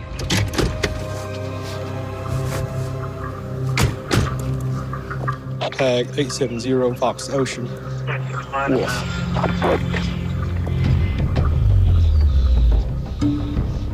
Hey, young man, what's your name? officers approached him. David Dodson. And he essentially blurted right out. Stabbed 2 people in Colorado. Go ahead and turn around for me. Great. Simple enough. Time to put handcuffs on you. We extradite him from Oklahoma to Colorado to face charges. In addition to confessing to the crime, David Dodson makes a shocking claim. He indicated that he had taken some LSD that morning and also had been drinking. And so he was in sort of a hazy state of mind, if you will, when this whole thing happened.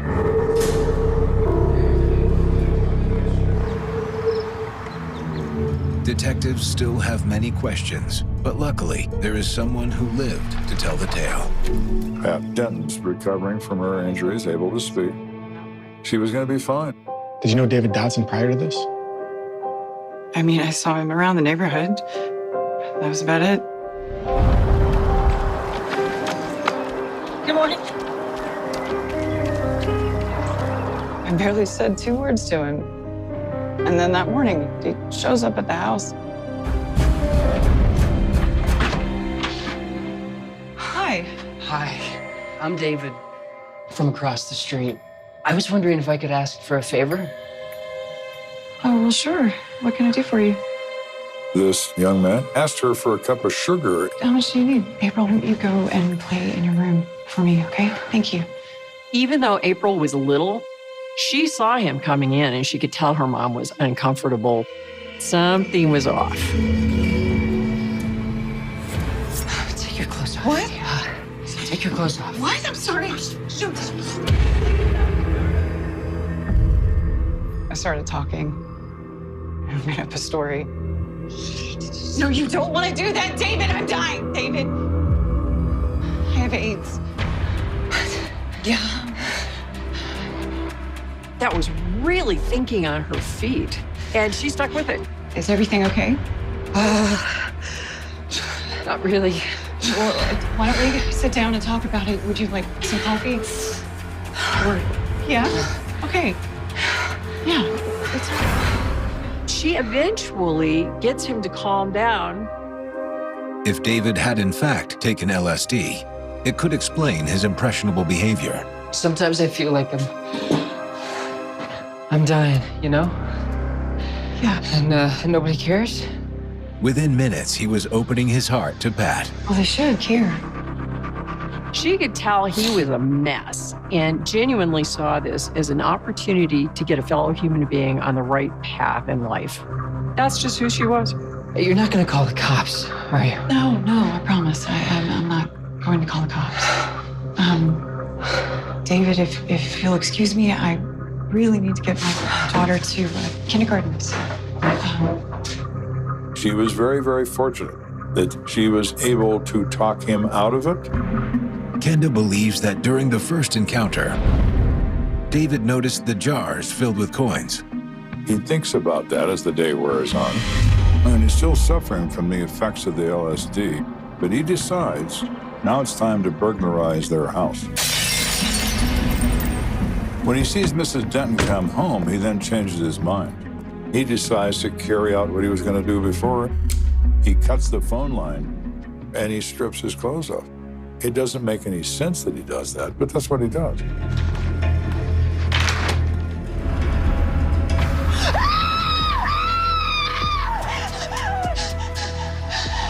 As Pat went to scream, he lunged at her and stabbed where the noise was coming from, which is essentially why he got her in the throat. After David stabs Pat, Jerry comes in the house to try to help his wife. And it's at that point when Jerry's focused on his wife that David stabs Jerry in the back. Stay away from me! You kill me, I'll kill you, I swear to God. You're lucky to be alive. The surgeon said the blade missed her carotid artery by 1/8 of an inch. 1/8 of an inch is nothing. In her case, it meant her life. She lived. So did Jerry. That's what really matters. They lived. David Dodson pleads guilty and is sentenced to 16 years for attempted murder and 14 years for assault in the first degree. People are dangerous. When you see something, you tell someone. You don't rely on your word. Oh, please.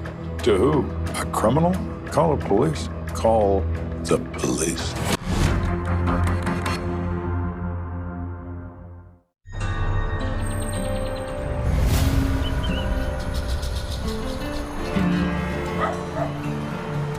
Just 10 miles south of Colorado Springs, in the town of Fountain, Jim Eggleston has his hands full with his new home. When we purchased the home, we knew we would have to do a lot of renovation because it was a very old home. We had to strip the molding from the windows so I could refinish them. Here you go, honey. I was trying to be very easy pulling all the molding off and then handing it to my daughter. Hey, Dad, there's something kind of weird on here. It looks like handwriting. Let me see.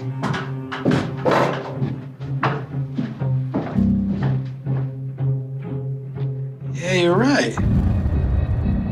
It was in pencil. It was hard to read at first because it was a different penmanship, you know, an old-time penmanship. I, John W. Spicer, of the city of Fountain, something. Oh my God. When I saw the word murder, I said, holy, this is a murder confession.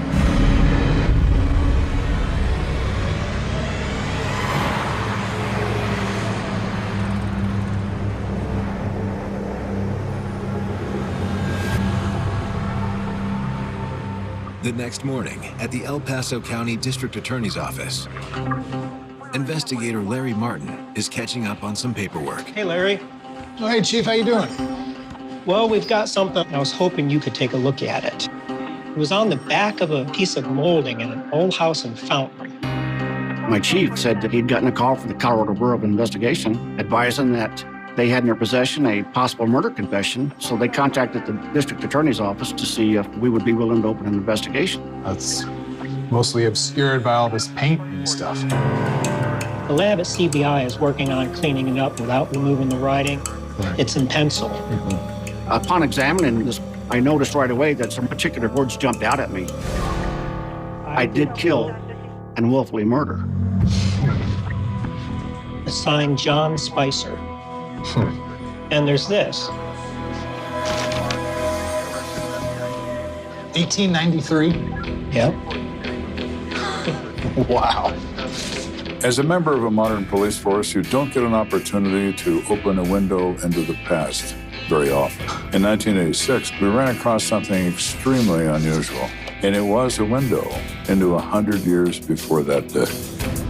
Martin's first step will be determining whether this is a bona fide confession to an 1893 murder or a hoax. Larry Martin goes to the Pioneer Museum to see what records they had on when a house was built. The Pioneers Museum houses records from Colorado Springs and El Paso County, and it's our largest local depository of historical information in the area. Here's the deed to the property that you asked about. The house was built in 1899. It's one of the first two-story homes built in the area, and it was a private residence. It was owned by the Perkins family, and the builder was a John Spicer. It's the guy who wrote the confession. Oh. So now it's starting to make sense. He built the house in 1899.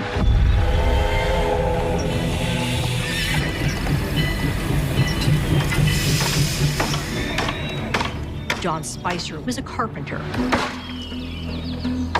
Many families around the area hired him to help build their homes.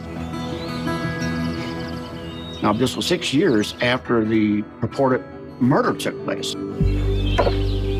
This is when he could have decided to write that confession. Someone once said guilt is a terrible thing, and it is. Release of that burden becomes paramount as people age. John Spicer nailed it to a wall, hoping that in some time in the very far future, maybe somebody would find it.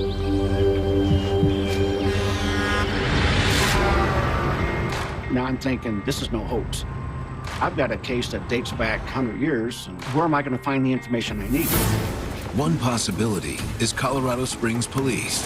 Could they have a century-old case file on this murder? Larry, hey, Joe, take a look at this.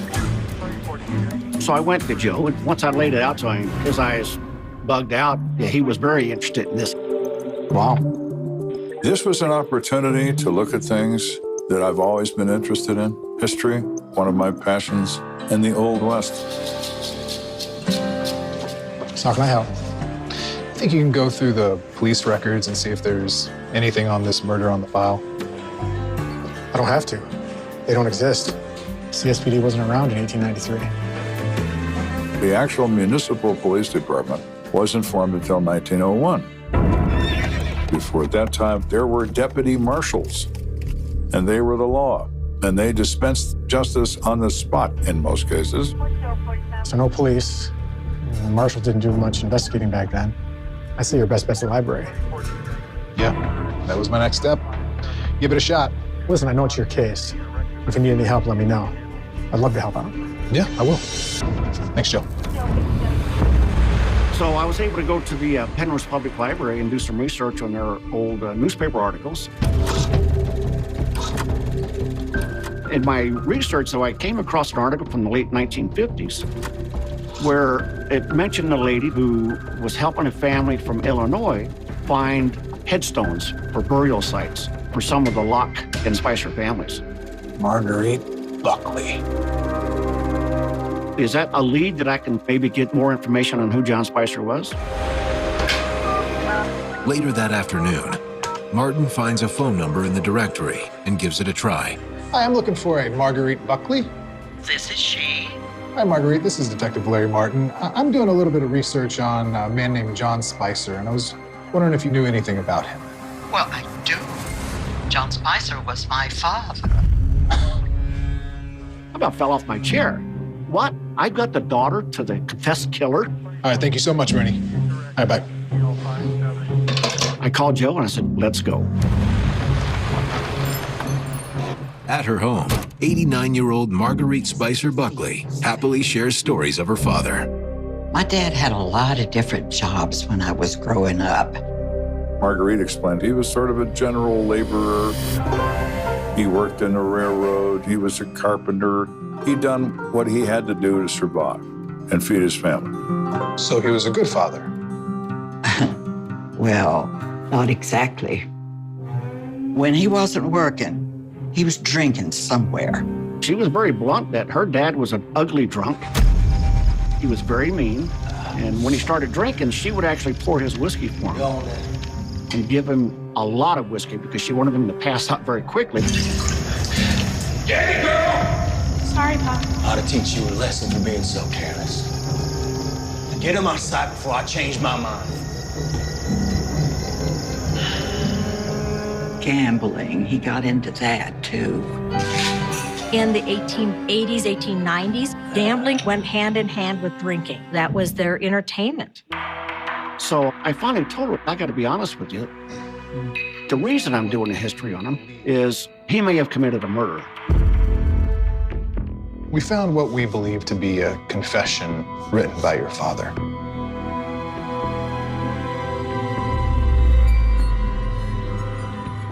Her demeanor changed instantly. If you don't mind, I want you to leave now. I'm tired. I don't think that I could be of any more use to you. Thank you, man. When you interview people as much as us, you know when you touch a nerve. You've found what is probably a dark family secret that they really don't want you to know. We need to get to the bottom of this.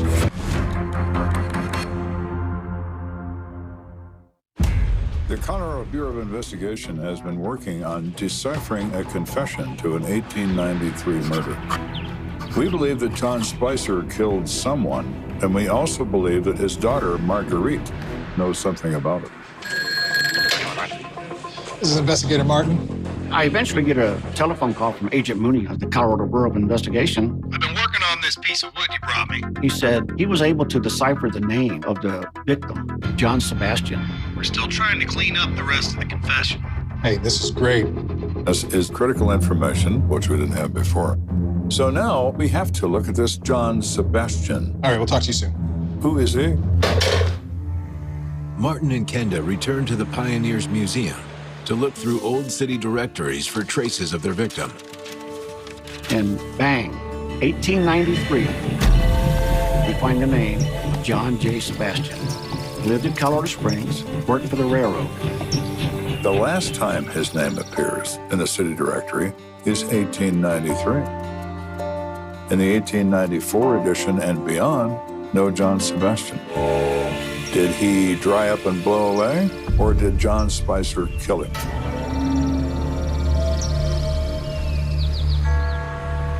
Once we learn about John Sebastian, it's clear we need to talk to Marguerite again to find out, did she know the Sebastian family? So Joe and I went down. We actually brought her some flowers, kind of a peace offering. I know we sort of ended on a bad note. Please, just sit down. I'm so glad you came back. It's time the truth came out. I knew then, okay, here it comes. The story you're about to hear from me was told me by my mother, and it was told her by my father, John Spicer. John Spicer told his wife it'd been hard to break some wild horses. And he was building a fence to contain these horses.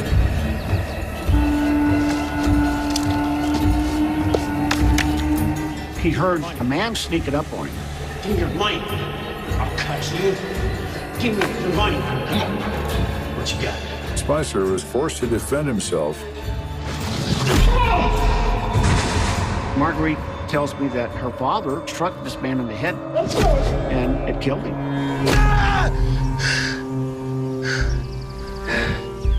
Marguerite said her dad searched through the man's pockets to try to find out who this person was, but there was no identification on him whatsoever. He went and told the marshal who came out to investigate, and he determined that he had killed the man in self-defense. The man who died, could his name have been John Sebastian? No, I don't recognize the name. But the marshal always said that he probably was a drifter. At this point, I'm thinking, there's got to be something else. Thank you so much. Pleasure. Why would Spicer tell his family he didn't know the guy's name, but then definitely write John Sebastian on the confession? Maybe because he didn't want to tell his family the whole story. Maybe John Spicer isn't the hero he claimed to be. I think Spicer's lying, pure and simple. You didn't talk to anybody, except to your wife. And when you talked to her, you lied to her. Later that day, a call from the Colorado Bureau of Investigation sheds some more light on Kenda's theory. Finally able to make out most of the confession. Spicer pretty much lays out everything. Apparently he hits this guy, John Sebastian, with a club to rob him for $5,000 worth of cash and jewelry. This isn't self-defense. Spicer killed the guy for a reason. That's a lot of money in 1893. In today's monetary value, that would be around $130,000 probably. There is no way John Sebastian could have earned that kind of money working for the railroad.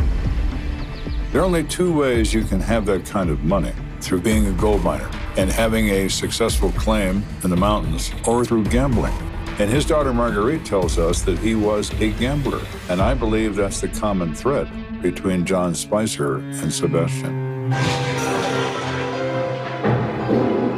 Put your money in, Sebastian. John Spicer and John Sebastian met, perhaps through the railroad where they worked. They gambled. They drank.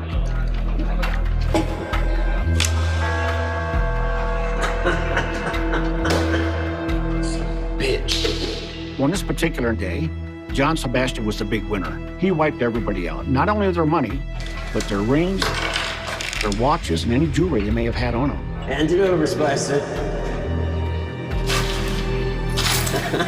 John Spicer knew the wife was not going to be happy. He had squandered away all of his money. Well, boys, it's been fun. He needed to somehow get that money back. He cheated.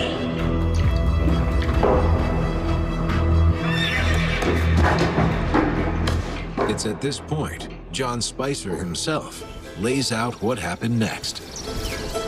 To whomever may happen to find this confession, on or about the first day of March, 1993, I, John W. Spicer, did kill and willfully murder with a club one John J. Sebastian.